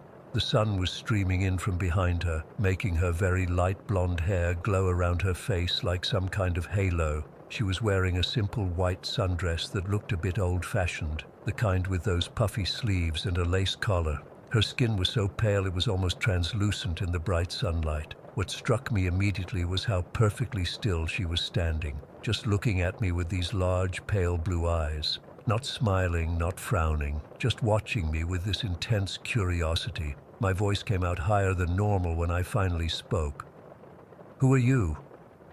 The girl tilted her head slightly, still staring at me. "I'm from around the neighborhood," she said. Her voice was soft but clear, like wind chimes. She didn't offer a name or anything else. I remember thinking it was weird that she said around the neighborhood, because there wasn't really a neighborhood, just scattered houses with acres between them. The closest neighbor was Mrs. Jenkins, and she was a good half-mile down the road. "What's your name?" I tried again, taking a step closer to the door. The girl didn't answer my question. Instead, she asked, "Do you live here alone?" Something about the way she asked sent a chill down my spine despite the summer heat. "No," I lied quickly. "My aunt is upstairs taking a nap. She doesn't like to be disturbed." I don't know why I said that. Some instinct, I guess. The girl nodded slowly, as if she knew I was lying, but was willing to play along. "It's a nice house," she said, still not moving from her spot. She hadn't taken a single step inside, even though the door was wide open. I started to relax a little. She seemed normal enough, just a bit odd in her mannerisms. I was desperate for company after being alone for days with just Mrs. Jenkins' brief visits, so I decided to be friendly. "Want to come in and watch cartoons? I've got Rugrats on." The girl's expression changed slightly, just a tiny twitch at the corner of her mouth. "No, thank you. I can't come in." "Why not?" I asked, stepping closer.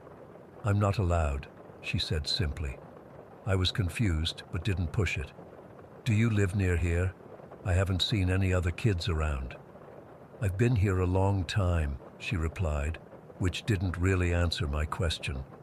As we were talking, a sudden gust of wind blew through the open doorway.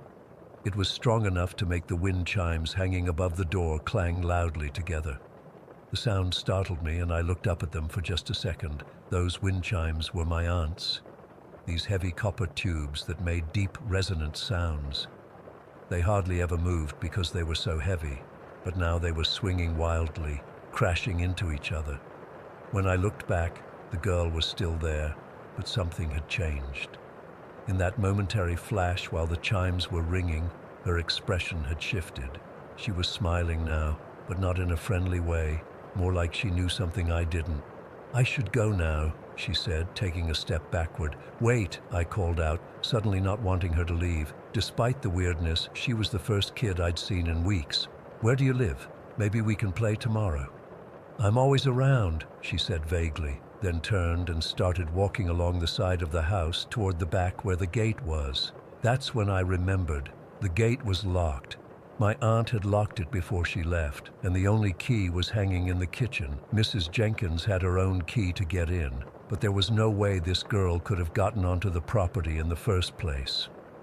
I rushed after her, following the side of the house, but by the time I rounded the corner, she wasn't there. I ran all the way to the gate, my bare feet slapping against the stone pathway. The gate was still locked, the heavy padlock exactly as it had been that morning when Mrs. Jenkins left. I looked around frantically, scanning the yard, but there was nowhere she could have gone. The fence was too tall to climb, and there were no gaps or holes anywhere. I ran back to the front of the house, thinking maybe she'd doubled back, but the porch was empty. I even checked inside, wondering if somehow she'd slipped past me, but there was no sign of her anywhere. I spent the rest of the day checking and rechecking the gate and fence, looking for some explanation of how she could have gotten in or out. I found nothing. The gate remained locked, the fence intact. It was as if she had appeared out of thin air and then vanished the same way. When Mrs. Jenkins came that evening, I told her about my visitor. She gave me this strange look and said there weren't any little girls my age within miles of my aunt's house. She suggested I had fallen asleep watching TV and dreamed the whole thing up. But I knew I hadn't been dreaming. The encounter felt too real. The way the sun hit her hair, the sound of her voice, the bizarre feeling of unease that settled in my stomach when she refused to come inside. When my parents came to pick me up at the end of the summer, I told them about the girl too. My dad laughed it off as an imaginary friend I'd created to keep myself company. My mom seemed more concerned that I'd been talking to strangers, imaginary or not, and gave Mrs. Jenkins an earful about supervision. No one believed me. They still don't. I'm 28 now, but I've never forgotten that day. Sometimes I wonder who or what she was. A lost kid who somehow found a way onto the property, an elaborate prank by some local kid, or something else entirely. A few years ago I got curious and did some research on my aunt's house. I found out that in the 1950s a family had lived there with a young daughter who died in some kind of accident on the property. The articles were vague about what happened, just that it was a tragic household accident and that she was found near the gate, the detail that makes my skin crawl to this day. In the single grainy newspaper photo I found, the little girl had pale blonde hair and was wearing a white dress with puffy sleeves. I've never told my aunt about what I found. I don't think she knows about the history of her house, and I don't want to freak her out. But sometimes when I visit her, I find myself staring at that gate, wondering if the girl is still there, watching and waiting. The thing that haunts me most isn't just that she appeared and disappeared despite the locked gate.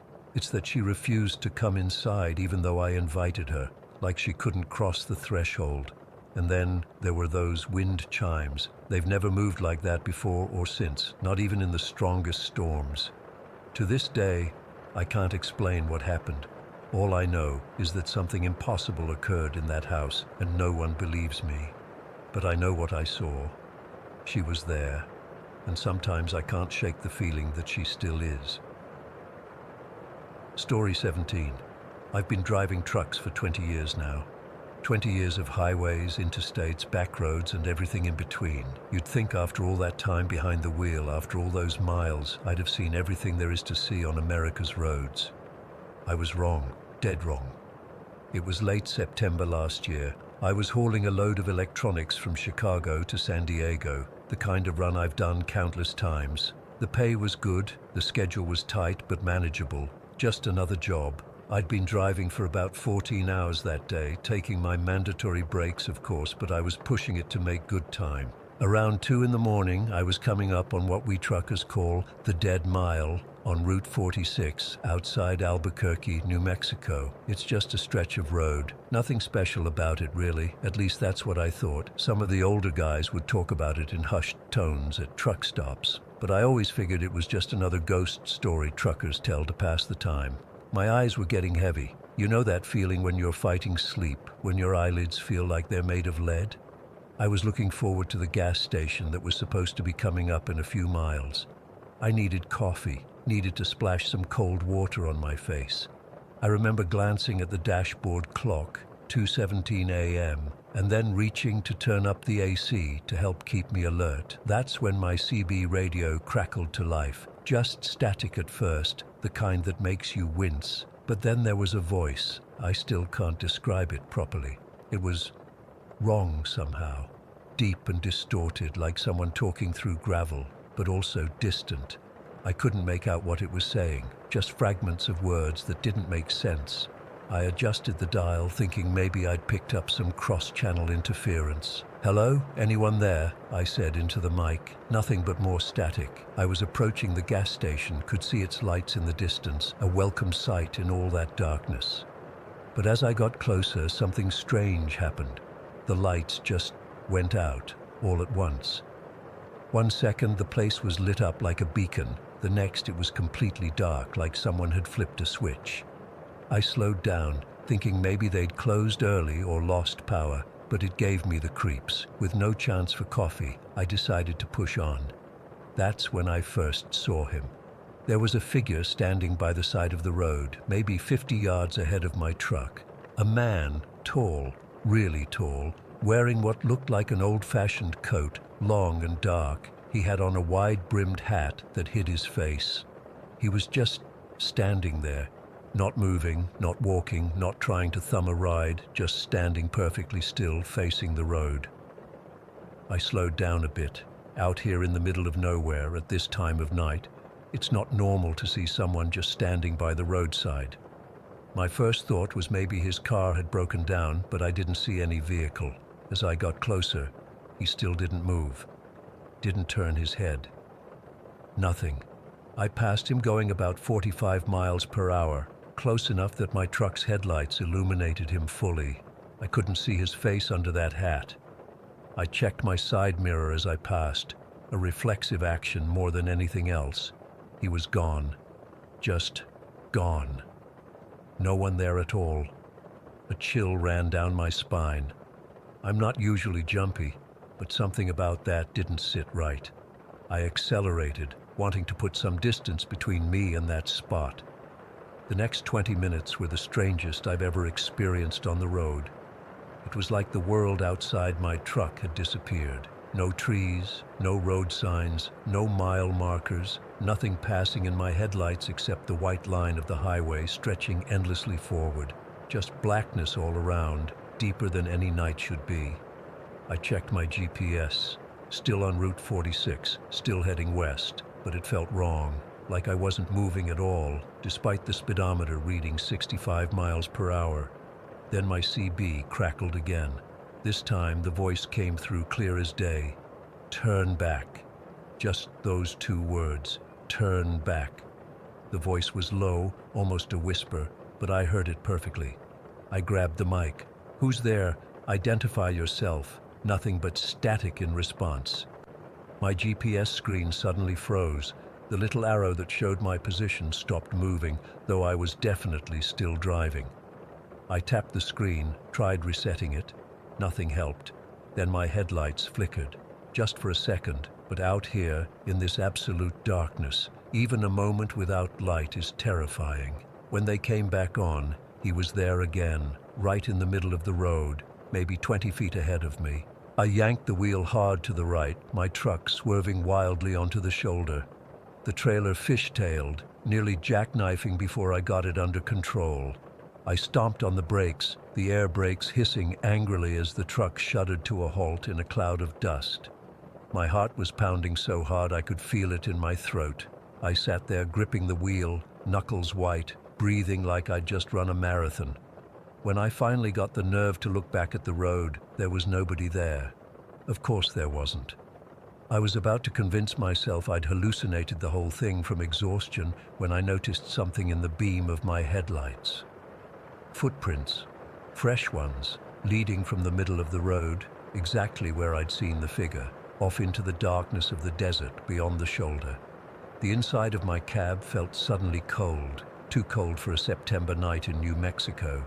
I reached to turn down the AC and froze when I heard it, a soft knock on the passenger side window. I didn't want to look. Every instinct in my body was screaming at me not to turn my head, but I did.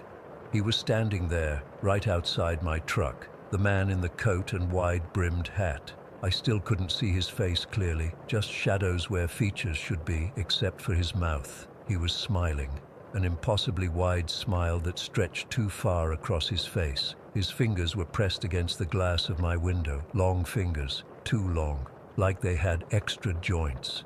"You can't leave," he whispered, and I heard it clearly inside the cab as if he were sitting right next to me. His voice was the same one I'd heard on the CB. I've never moved so fast in my life. I floored the accelerator, the truck lurching forward with a roar. I didn't slow down, didn't stop, didn't even breathe normally until I reached a rest area almost 100 miles away. I pulled in and parked, then just sat there shaking. I kept checking my mirrors, convinced he'd be there when I looked. I must have dozed off eventually because I woke up to sunlight streaming through my windshield and other trucks rumbling around the rest area. I called my dispatcher and made up some story about feeling sick, said I needed a few hours before continuing. Then I went into the rest area restaurant and ordered the biggest coffee they had. There was an older trucker sitting at the counter, white beard, weathered face, the kind of guy who's seen it all. I don't know what made me do it, but I sat down next to him and asked if he knew anything about that stretch of Route 46, the Dead Mile. The way he looked at me, I knew instantly he did. He studied my face for a long moment before speaking. "You saw him, didn't you?" he asked quietly.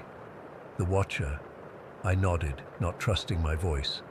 "You're lucky," he said, stirring his coffee. "Some don't come back. They just disappear.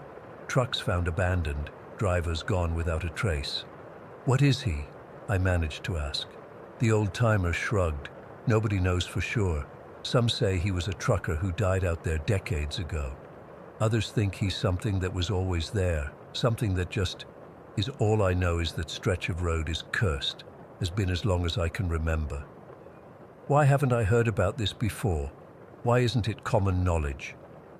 "Would you believe it?" he asked. "If someone told you this story before last night, would you have believed them?" He had a point. I wouldn't have. I delivered my load to San Diego a day late. My company wasn't happy, but I didn't care. I filed for a different route back east, claiming construction delays on Route 46. They approved it without question. It's been almost a year now. I've never gone back to that stretch of road, never will. I've avoided New Mexico entirely, taking longer routes if necessary. I requested regional routes instead of cross-country ones, lost money because of it, but it's worth it. The thing is, I don't think it matters. Sometimes when I'm driving at night, my CB will pick up static for no reason. And in my mirrors, just at the edge of my headlight's reach, I sometimes catch a glimpse of something tall and dark, standing perfectly still on the side of the road. When I look again, it's gone. I keep driving now with one eye on my mirrors, because I know he's out there, waiting. The Watcher. And I can't shake the feeling that someday, no matter how far I go or what roads I take, I'm going to look in my mirror and see that too wide smile pressed against my back window, those two long fingers tapping on the glass, and that voice, that awful whispering voice will tell me again, "You can't leave." Story 18. I've been holding this inside for almost 3 years now, and I need to get it off my chest. I'm not even sure what happened to me was real anymore, but it still haunts me halfway across the world. When COVID hit in early 2020, I was studying abroad in London. Everything shut down so fast, and like thousands of other international students, I had to make emergency plans to get home. After a stressful 36 hours of rebooking flights and packing up my entire life, I managed to get on one of the last flights back to Seoul. The quarantine rules in Korea were super strict then. I had to download this tracking app and couldn't leave my designated location for 2 weeks. Since my parents lived with my grandmother who was in her 80s, they decided it wasn't safe for me to quarantine at home. My dad found me this small one-bedroom apartment on the outskirts of Seoul, facing a small mountain. It was on the 4th floor of an older building. Nothing fancy, just a temporary place until things calmed down. After quarantine ended, I was supposed to move back home, but then the university announced all classes would be remote for the foreseeable future. My younger brother had taken over my old room for his gaming setup, and honestly, after living on my own in London, I wasn't thrilled about moving back in with my family. So my parents agreed I could stay in the apartment until the end of the semester. The place wasn't bad. It had a small balcony overlooking a wooded area at the base of the mountain. During the day, I'd see hikers in the distance making their way up the trails. The rent was surprisingly cheap for Seoul, but I figured that was because it was so far from the city center and kind of dated. The first few weeks were uneventful. I attended Zoom classes, ordered delivery food, and binge-watched Netflix like everyone else during lockdown. My parents visited a few times, bringing home-cooked meals and checking that I was okay living alone. It was around my 5th week there when things started getting weird. I was up late one night studying for a midterm, around 2 a.m. I remember because I'd just made a cup of instant coffee, trying to power through another hour of reading. My desk faced the window that led to the balcony, but I had the curtains drawn. Suddenly, I felt a cold draft. I looked up and noticed the curtain moving slightly, even though the balcony door was closed. That's when I saw her for the first time. Just a shadow at first, a silhouette through the thin fabric of the curtain. Someone was standing on my balcony. I froze, coffee mug halfway to my mouth, trying to process what I was seeing. Who would be on my balcony at 2 a.m., 4 floors up? I thought maybe it was a burglar, but then I remembered there was no way to access my balcony from outside the building. You could only get to it through my apartment. My heart was pounding so hard I could hear it in my ears. The shadow didn't move. It just stood there, perfectly still, like it was waiting for something. I don't know where I found the courage, but I slowly reached over and pulled the curtain back an inch. There was a woman standing there, middle-aged, maybe in her late 40s or early 50s, wearing a bright red hiking outfit, the kind older Korean women wear when they go mountain climbing. She had a red cap and a small backpack. She was just standing there, looking through the glass at me. Our eyes met, and I swear my blood turned to ice. Her expression was completely blank. I dropped the curtain and jumped back from my desk, knocking over my coffee. For a few seconds, I just stood there in the middle of my apartment, shaking. When I finally looked back, there was no shadow on the curtain anymore. I barely slept that night, convinced I was either losing my mind or that someone had somehow climbed up to my balcony. The next morning, I checked the balcony thoroughly. There were no ladders, no signs anyone had been there. I even asked the security guard if he'd seen anything unusual, but he just looked at me like I was crazy. I tried to rationalize it. Maybe it was a hallucination from sleep deprivation or too much caffeine. Maybe I'd fallen asleep at my desk and dreamed the whole thing. 3 nights later, it happened again. This time, I was in bed trying to fall asleep. It was around midnight when I heard a faint tapping sound, tap, tap, tap, like fingernails on glass. The balcony door was across the room, and even in the dark, I could make out a shape standing outside. The woman was back, tapping on the glass. I pulled the covers up to my chin, paralyzed with fear. The tapping continued for what felt like forever, but was probably only a minute or 2. Then it stopped. I thought she'd gone away, but then I heard the balcony door slide open. I'd locked it. I know I'd locked it, but somehow she opened it and stepped into my apartment. The sound of her hiking boots on the floor was unmistakable. I could hear her breathing, slow, measured breaths. I lay completely still, pretending to be asleep, my eyes shut tight. I felt her moving around my apartment, opening drawers, touching things. Then the footsteps came closer to my bed. She was standing over me. I could feel her presence, could smell something earthy and strange, like wet soil and something metallic. I kept my eyes shut so tightly they hurt. She stood there for what felt like hours, but was probably only minutes. Then I heard her walk back to the balcony door, slide it open and close it behind her. When I finally found the courage to open my eyes, she was gone. I called my parents the next morning, trying to sound casual, asking if I could come home for the weekend. My mom sounded tired, irritable even. She said it wasn't a good time. She and my dad had been fighting a lot lately. My brother was going through some phase where he barely spoke to anyone. She suggested I stay put until things cooled down at home. So I stayed, and I started sleeping with my desk chair propped against the balcony door, even though it hadn't stopped the woman before. The visits became more frequent. Every few nights she would appear. Sometimes she'd just stand on the balcony. Other times she'd come in and walk around. She never spoke, never touched me, but she always ended up standing beside my bed, looking down at me. I started sleeping with the lights on, but it didn't matter. She still came. I was becoming a mess. I wasn't sleeping. I was falling behind in my classes, and I was too scared to tell anyone what was happening. They'd think I was losing my mind. Maybe I was. About a month after the visit started, my parents came to check on me. They both looked terrible. Dark circles under their eyes, my dad's face gaunt, my mum's hands trembling slightly. My mum commented on how thin I looked and asked if I was eating properly. When I asked how things were at home, my dad just sighed and said, "Your brother barely comes out of his room. He's like a ghost in the house." My mum added, "I don't know what it is lately. I feel so drained all the time, like the house is sucking the life out of me." That phrase sent a chill down my spine.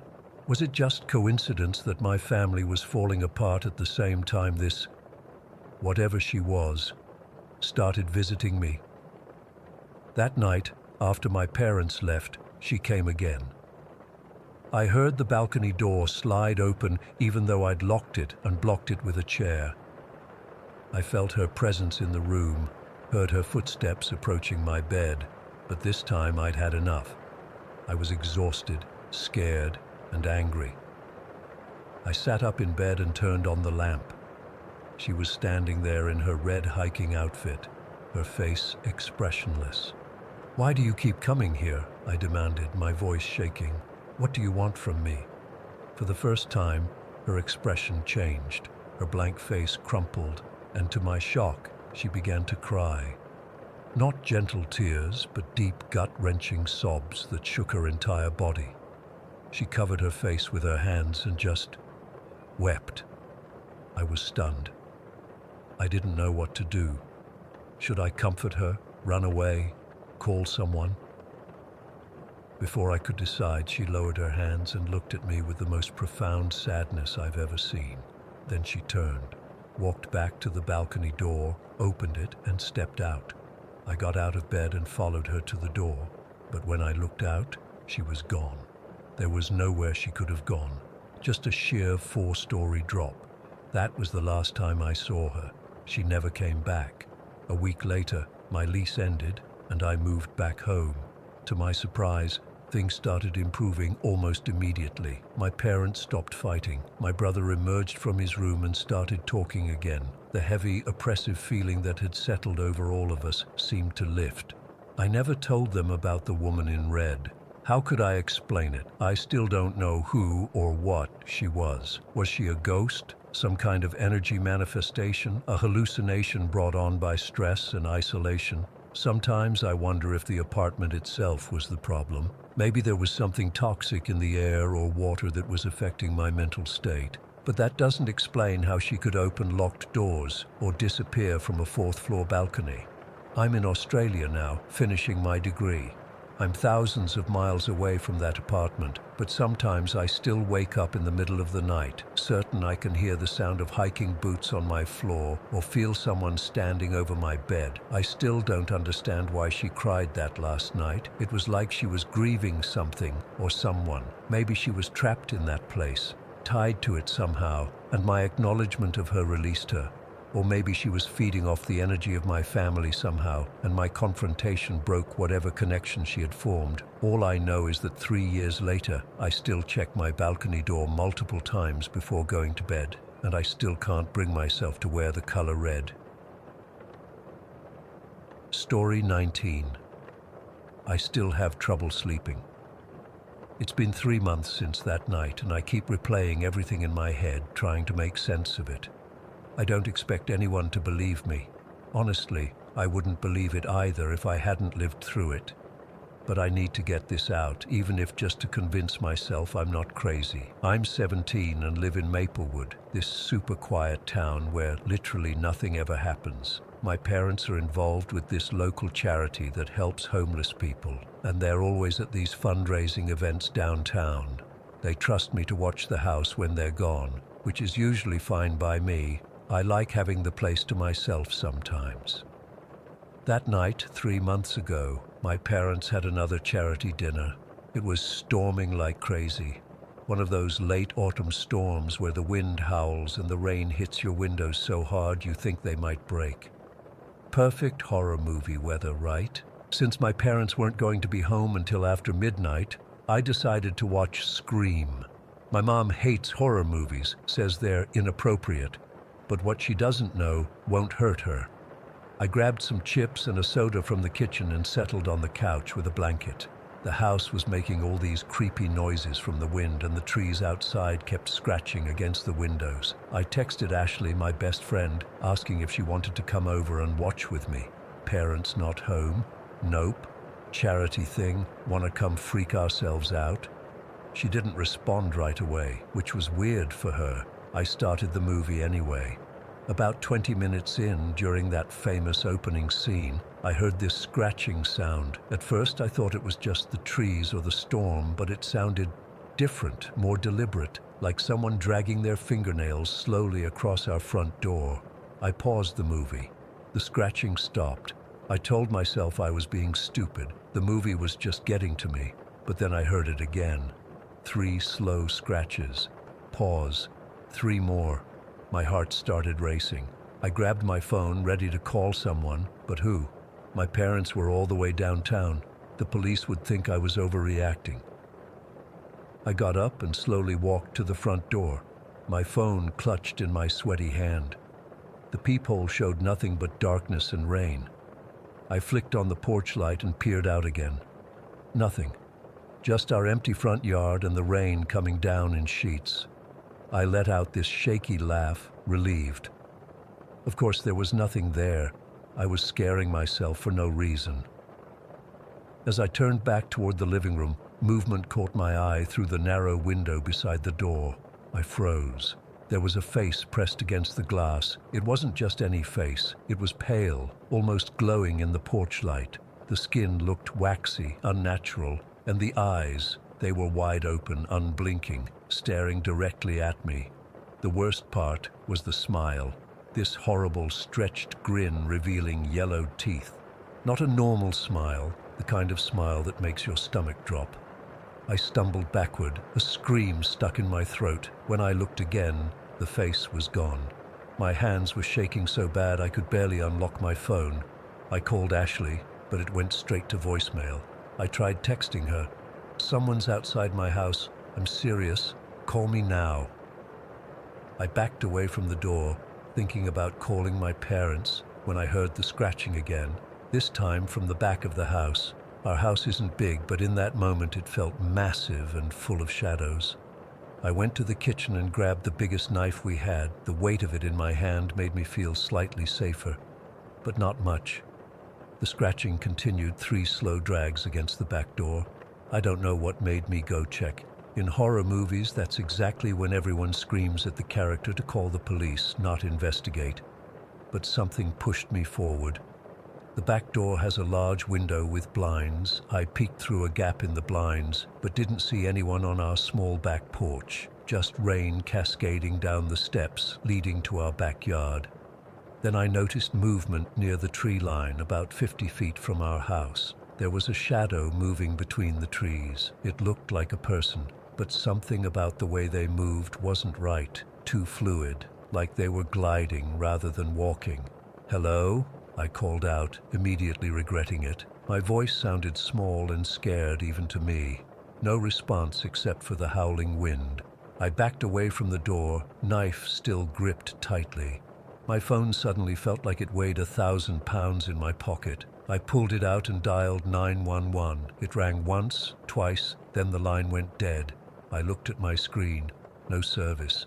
The storm must have knocked out a cell tower, or at least that's what I desperately wanted to believe. That's when I remembered Max. Max is my little brother. He's only 8 and sleeps like the dead. He had gone to bed early with a headache before my parents left, and I'd completely forgotten about him upstairs. What if whoever was outside had already gotten in? What if they were upstairs with Max right now? I took the stairs 2 at a time, knife still in hand. The upstairs hallway was dark except for the dim nightlight in the bathroom. Max's door was closed, just like I'd left it when I checked on him earlier. I pushed it open slowly. "Max?" I whispered. His bed was empty. The covers were thrown back, his stuffed dinosaur on the floor. He never goes anywhere without that dinosaur. My chest tightened so much I could barely breathe. I checked under the bed, in his closet, even behind his curtains. No Max. Then I heard it, a soft, muffled cry from downstairs. It sounded like it was coming from the basement. We don't use our basement for much. It's unfinished, just concrete floors and walls with a bunch of boxes and old furniture. Max hates it down there, says it's too dark and smells funny. I stood at the top of the basement stairs, knife trembling in my hand. The light switch is at the bottom of the stairs. Who designs a house like that? So I had to use my phone flashlight. "Max?" I called down. "Are you down there?" "It's Emily." Another soft whimper answered me. I had no choice. I started down the stairs, each step creaking under my weight. The beam from my phone carved through the darkness, revealing dust motes floating in the air. At the bottom, I fumbled for the light switch and flipped it on. The single bulb in the center of the room cast more shadows than light. "Max?" I called again. That's when I saw him, huddled in the corner behind my dad's old workbench. He was curled up, knees to his chest, face hidden. Max. "Oh my God, what are you doing down here?" I rushed toward him, relief flooding through me. He didn't move or answer.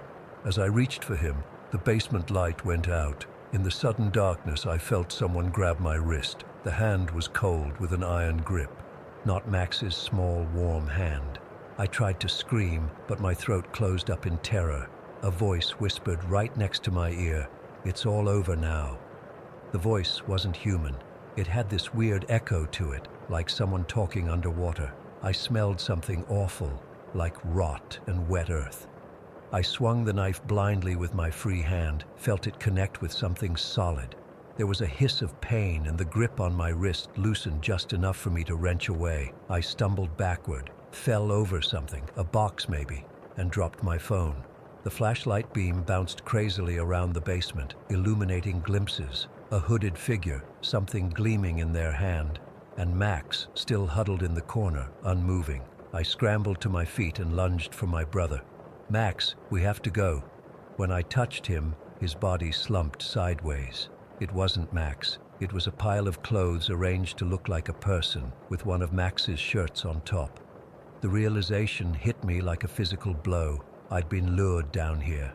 I turned to run for the stairs, and the flashlight beam caught a figure standing at the bottom of the steps, tall, wearing some kind of dark coat or robe, hood pulled low.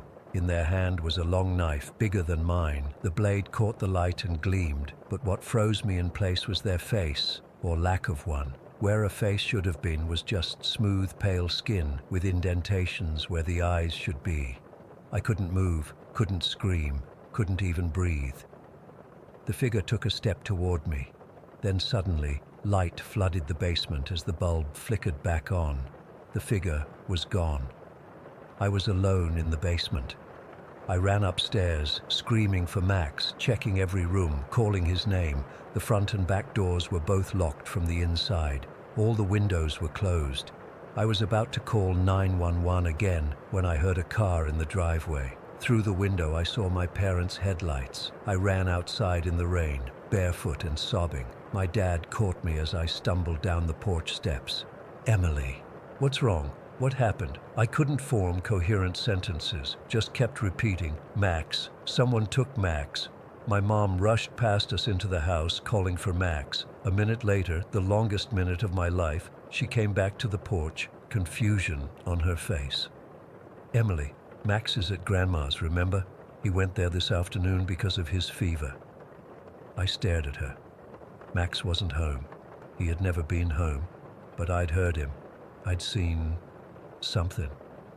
The police came, searched the whole property. They found nothing. No footprints in the mud outside. No sign of forced entry. Nothing. They checked my phone. The 911 call had never been placed. The texts to Ashley showed as unsent, like they'd never happened. 3 months later, and I still don't sleep through the night. My parents took me to a therapist who suggested I had a stress-induced hallucination, maybe triggered by the horror movie and the storm.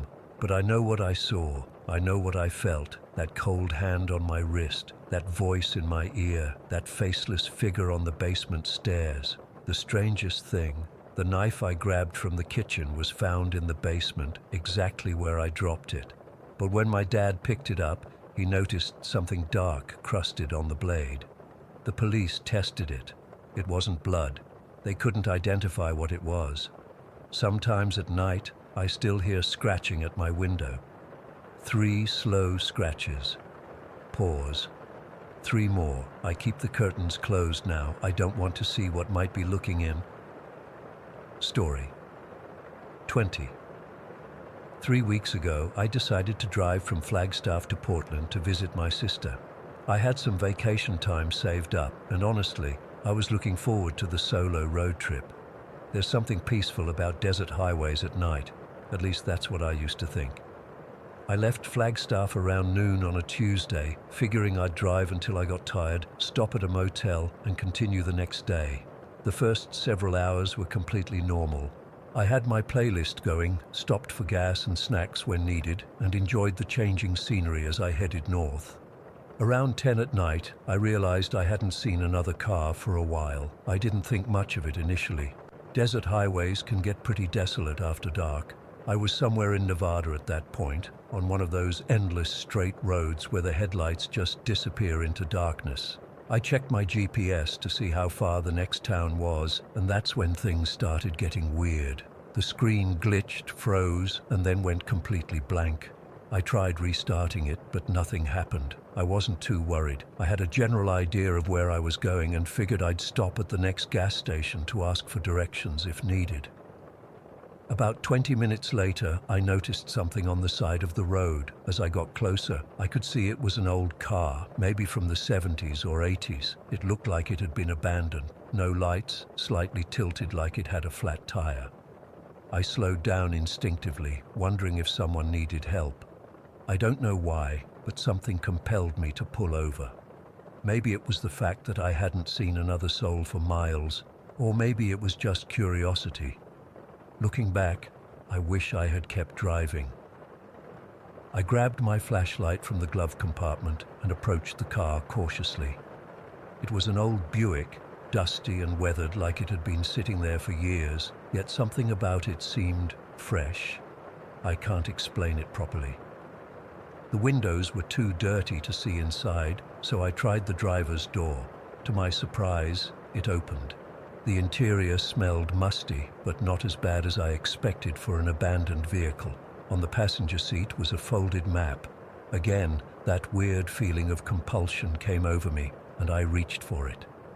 It was a road map of the region, but older looking with faded colors and place names I didn't recognize. Someone had circled a spot in red marker with the words Ravens Hollow written beside it. I remember getting goosebumps then. I'd never heard of Raven's Hollow, and something about that red circle felt wrong.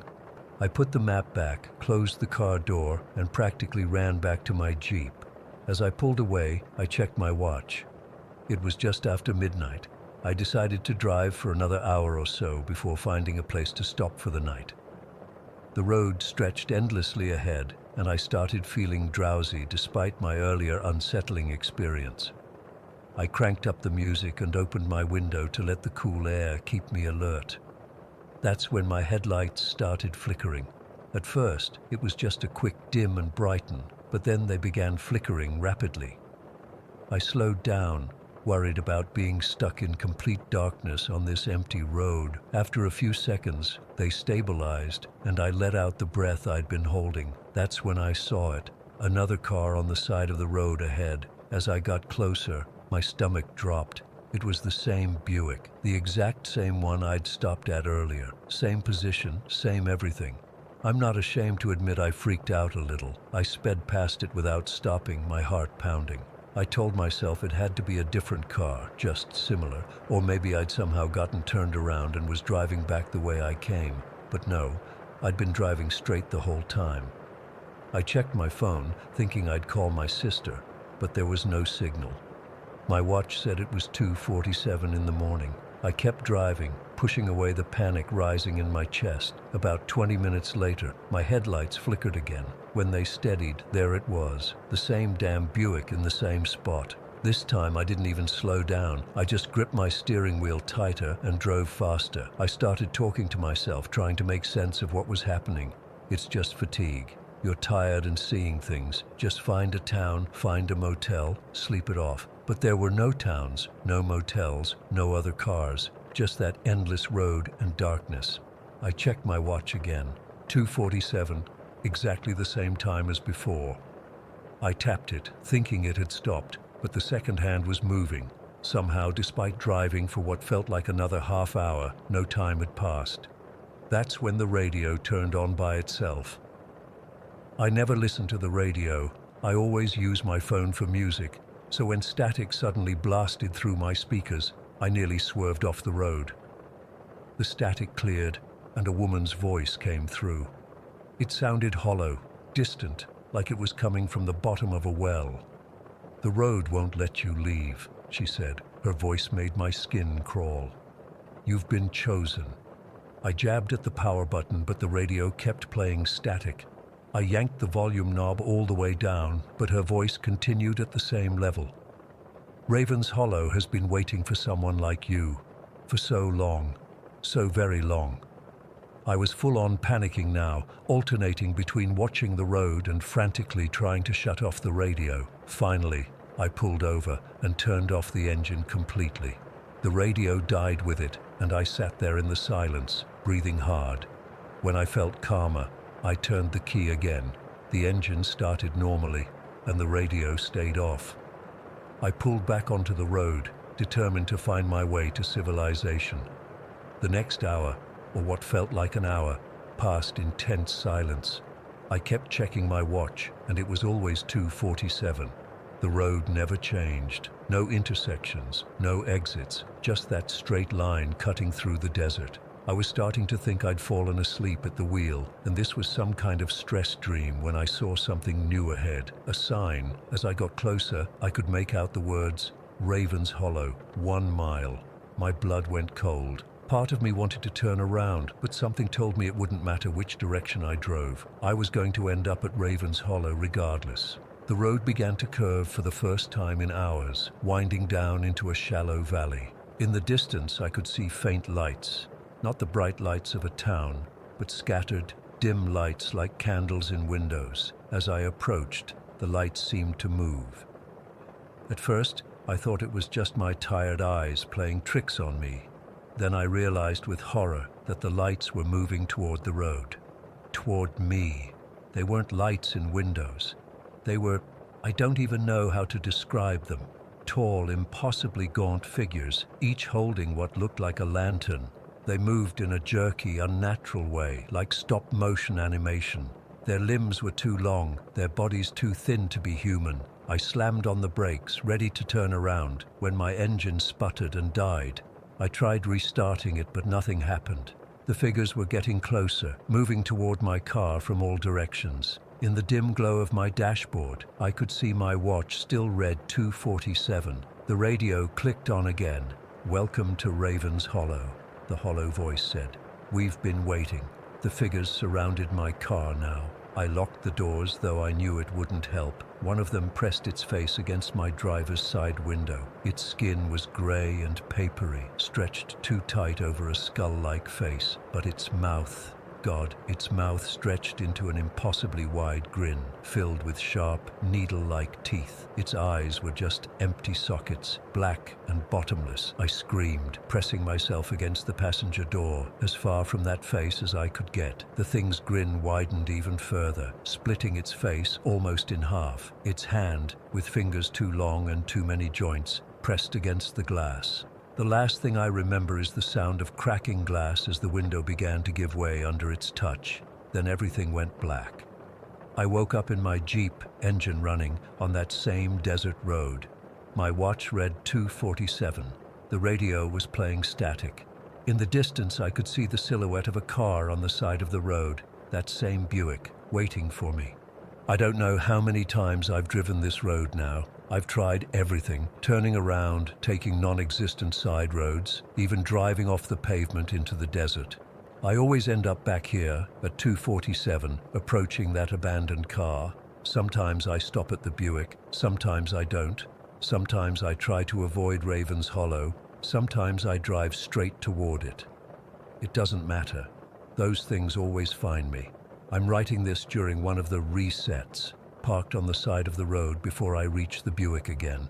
I don't know if this message will reach anyone or if it will vanish when everything resets.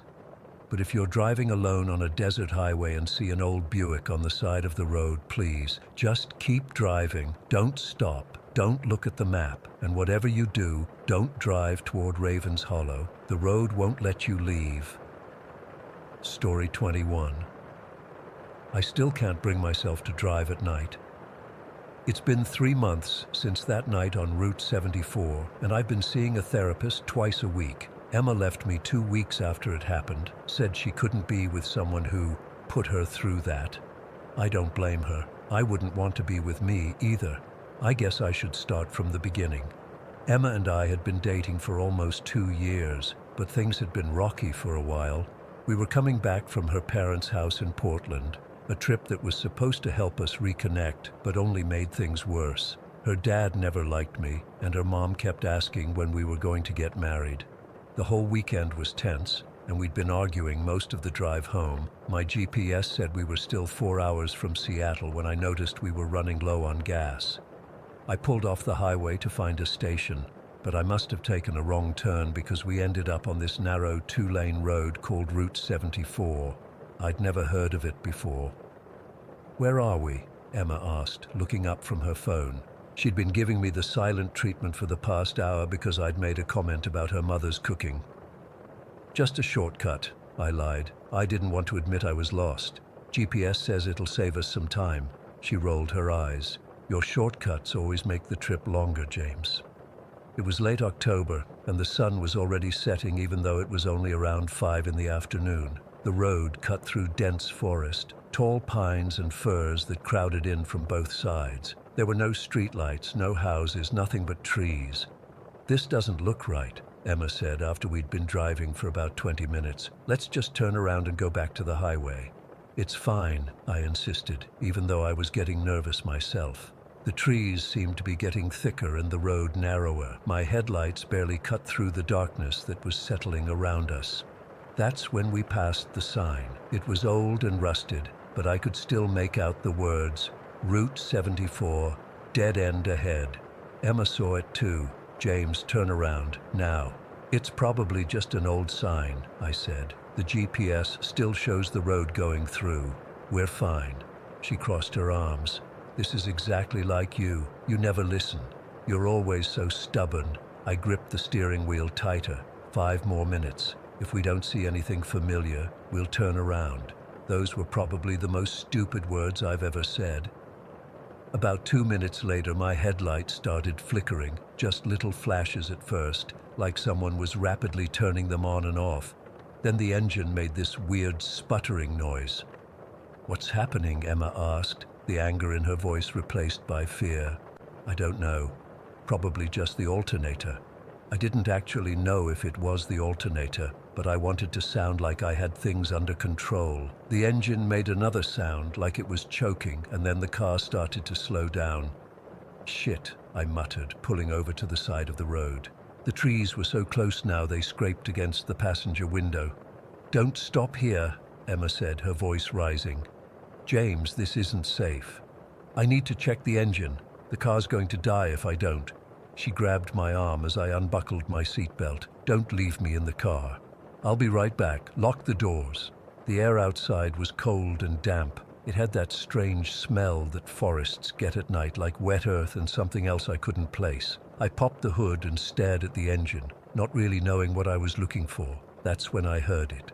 The whispers. At first, I thought it was just wind in the trees, but it was too consistent, too deliberate. It sounded like dozens of people all whispering at once, their voices overlapping. I couldn't make out what they were saying, but it felt like they were trying to tell me something important. I spun around, trying to locate the source of the sound. "Hello?" I called out, my voice sounding thin and scared. "Is someone there?" The whispers didn't stop. If anything, they got louder, more urgent.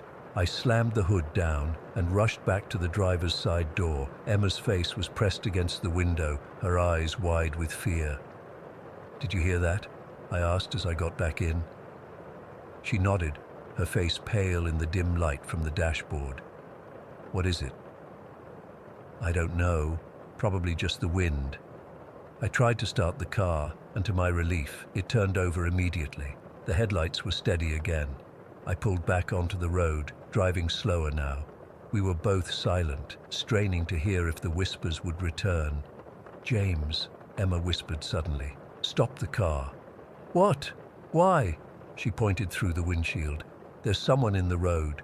I slammed on the brakes. About 50 feet ahead of us, illuminated in our headlights, was a figure standing in the middle of the road. It was tall, unnaturally tall, at least 7 feet, and wearing what looked like tattered, dirty clothes. Its head was bowed, and I couldn't see its face.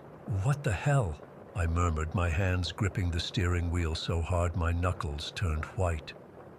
"We need to get out of here," Emma whispered. "Turn around." "We can't," I said.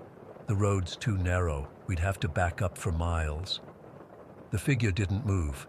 It just stood there, perfectly still, as if it had been waiting for us. "We'll have to go around it," I said finally. "Are you crazy? We don't know who that is." "We can't just sit here all night," I snapped back.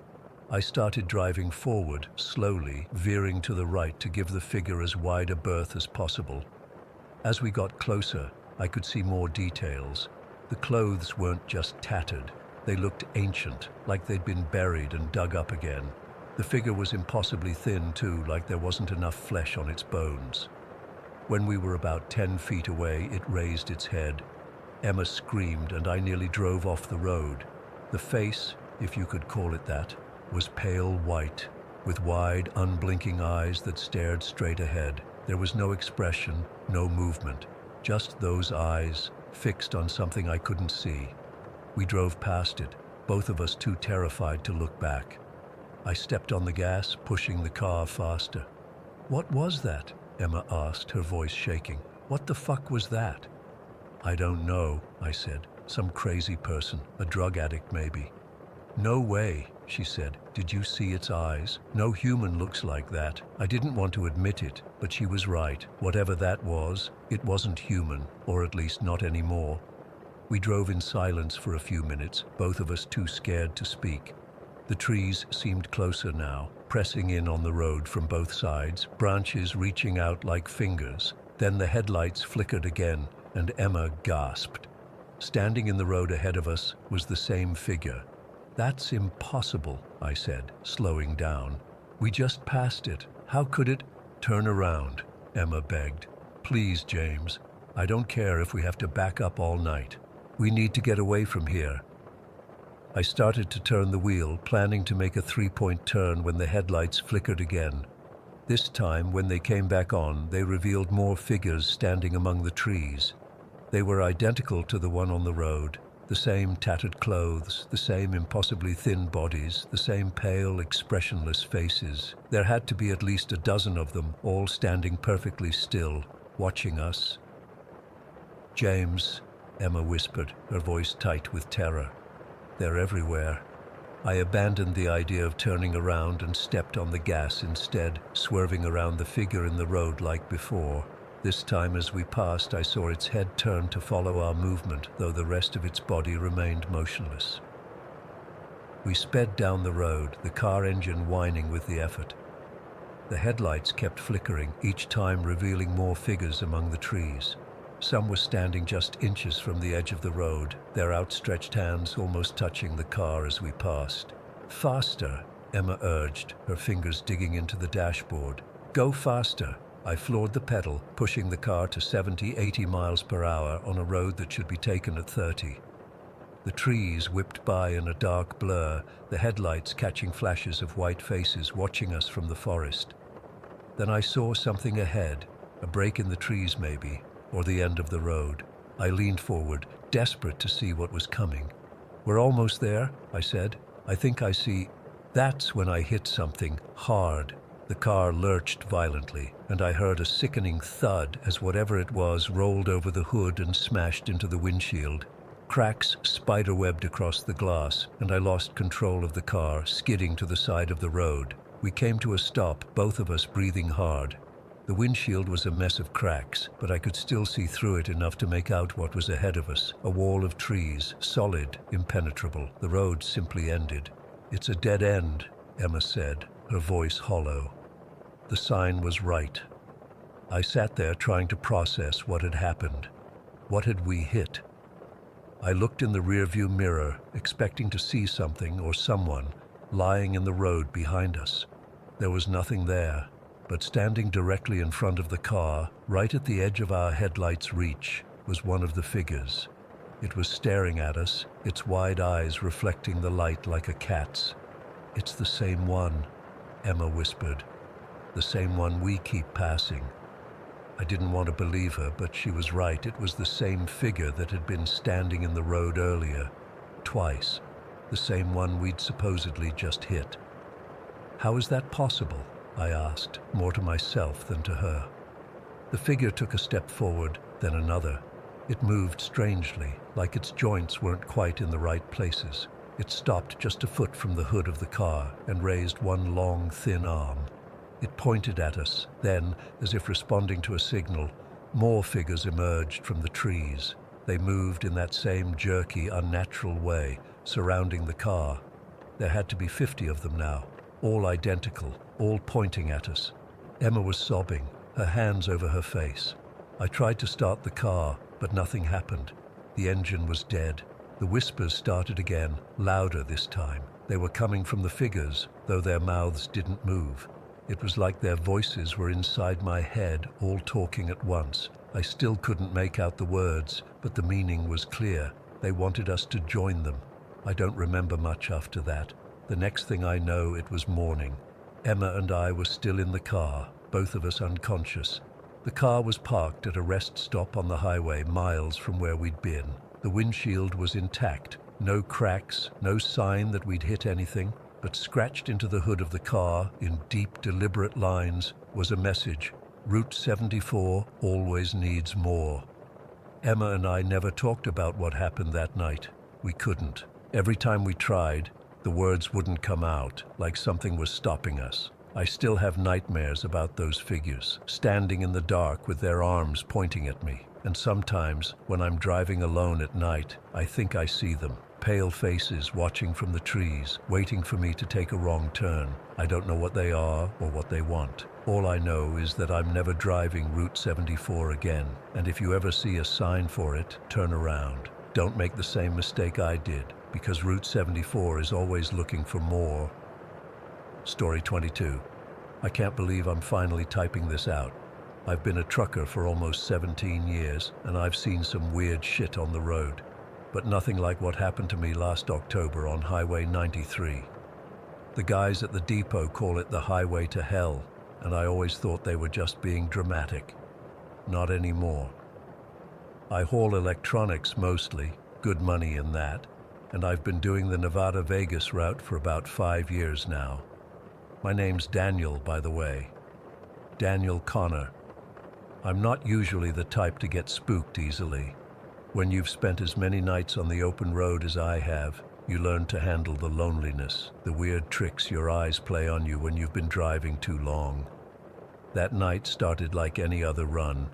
I left Ely around 9 in the evening with a full trailer of computer parts headed for a distribution center in Vegas.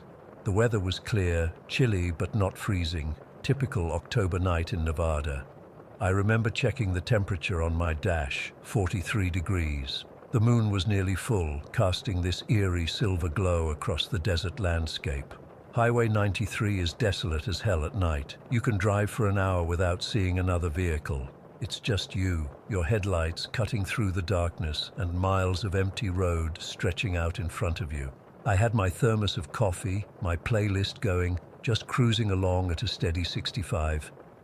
It was around 11:30 when I first saw her. I remember checking my watch because I was calculating when I'd hit Vegas. I looked back up at the road, and there she was, this woman standing on the shoulder about 100 yards ahead, just standing there, not walking, not trying to flag me down, just staring straight ahead. As I got closer, my headlights illuminated her better. She was wearing this white dress that seemed to glow in the moonlight, long dark hair, thin. I remember thinking, what the hell is someone doing out here in the middle of nowhere at this hour? I instinctively slowed down, thinking maybe her car had broken down, though I hadn't passed any vehicles. But something felt off. She wasn't moving at all, not even turning to look at my approaching 18-wheeler. Who doesn't react to a massive truck bearing down on them at night? I slowed down even more as I passed her, looking out my passenger window. She never turned her head, just kept staring straight ahead into the darkness. I couldn't make out her face clearly, but I remember her pale skin almost seemed to reflect my headlights. I checked my side mirror after passing her, thinking maybe I should stop and see if she needed help, despite every horror movie I've ever seen screaming at me not to. But when I looked in the mirror, there was nobody there. The shoulder was completely empty. My heart started pounding. I'm not ashamed to admit I felt a chill run down my spine. I'm a rational guy. I figured maybe she'd walk down the embankment or something. People don't just vanish. I even considered turning around, but something in my gut told me to keep driving. I tried to shake it off, told myself I was tired, seeing things. I cranked up the radio, took another swig of coffee, and kept going.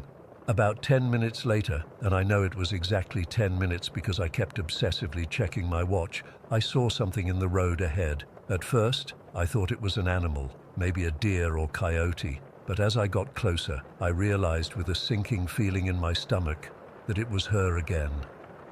This time she was standing directly in the middle of my lane. Her dress wasn't pristine white anymore. It was torn and dirty, like she'd been dragged through the dirt, and her hair, it was hanging in front of her face. But I could see one eye staring out at me through the strands, staring directly at me.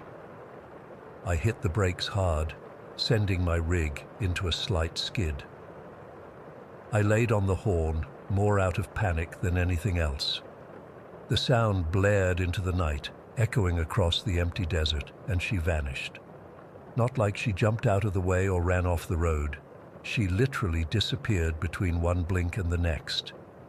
I sat there in the middle of Highway 93, engine idling, hands shaking on the wheel.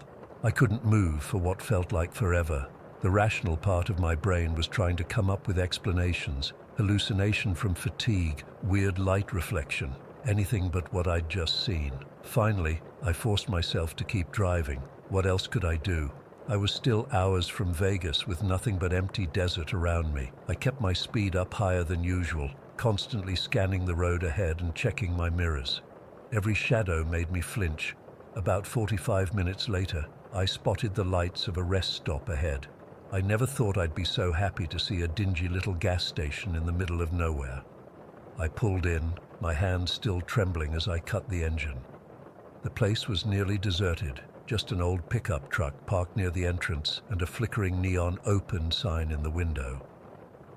I went inside, desperately needing both a bathroom break and human contact. The attendant was an older guy, maybe in his 60s, with a gray beard and leathery skin that spoke of decades in the Nevada sun. He nodded at me as I grabbed a coffee from the pot that looked like it had been sitting there since morning. "Long haul?" he asked as I approached the counter. "Yeah, heading to Vegas," I replied, trying to sound casual. "Pretty quiet out there tonight."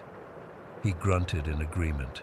I hesitated, then thought, screw it, and asked, "You ever hear anything strange about this stretch of highway, like, I don't know, weird sightings or anything?"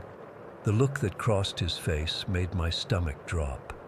He studied me for a moment, then asked in a lower voice, "You saw her, didn't you? The woman in white?" I felt the hair on my arms stand up. "You know about her?" He sighed, glancing around the empty store before leaning forward.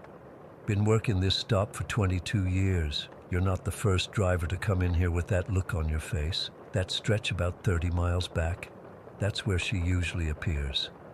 My mouth went dry. "Who is she?" "Depends who you ask," he said, refilling my coffee without charging me. "Some say she died in a wreck back in the 70s. Car went off the road. They didn't find her body for weeks.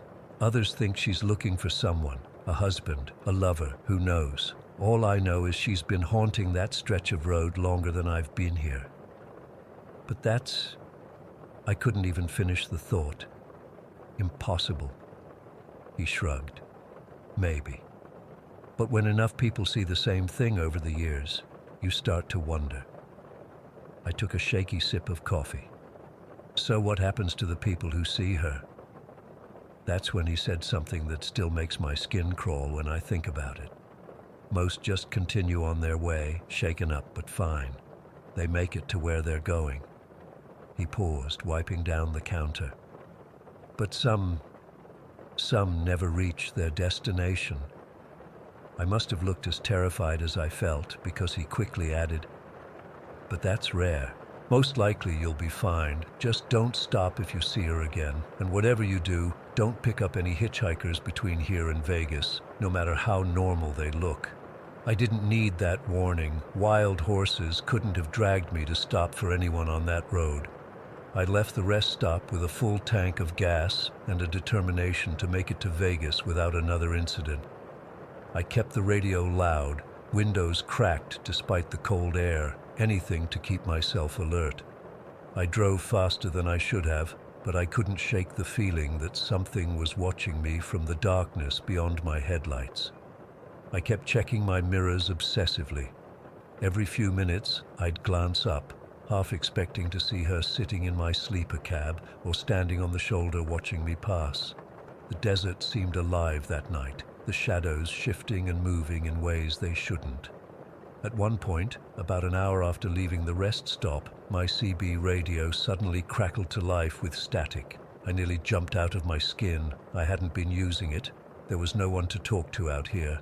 The static continued for about 30 seconds, occasionally sounding almost like a voice trying to speak through the interference. Then it went dead silent again. I made it to Vegas just as dawn was breaking. I've never been so happy to see city lights in my life. I delivered my cargo, checked into a motel, and crashed for 12 hours straight. Even then, I kept dreaming of that woman, standing in the road, staring at me through her hair with that one visible eye. That was 6 months ago. I'm still driving, still doing hauls across Nevada, but I requested different routes when possible. My dispatcher thinks I'm being ridiculous, but he's never driven Highway 93 at night. Last week, though, I got assigned the Ely-Vegas route again. I tried to swap with another driver, but no dice. So I left early, determined to get through that stretch of Highway 93 before darkness fell. But a breakdown in Ely delayed me by hours. By the time I got on the road, the sun was already setting. As I approached that 30-mile stretch, my hands were sweating despite the cold air blasting from the AC. I didn't see her that night, but about halfway through that stretch, My truck's electrical system went haywire. Headlights flickering, dashboard lights blinking on and off, radio scanning through stations by itself. It lasted for maybe 2 minutes, then everything went back to normal. I made it to Vegas safely that time too, but I know she's still out there, waiting. I'm writing this now because I've got another run on that route tomorrow night. I've tried everything to get out of it, but my boss is starting to get suspicious about why I'm avoiding one of our most profitable routes. So I'll be back on Highway 93 tomorrow night. I don't know what's going to happen. I don't know if I'll see her again, or if this time I'll end up being one of those drivers who never reaches their destination. All I know is that something is out there on that lonely stretch of Nevada highway, something that defies explanation. And if you're ever driving Highway 93 at night and see a woman in white standing on the roadside or in your headlights, don't stop. Don't even slow down. Just drive and pray she lets you pass.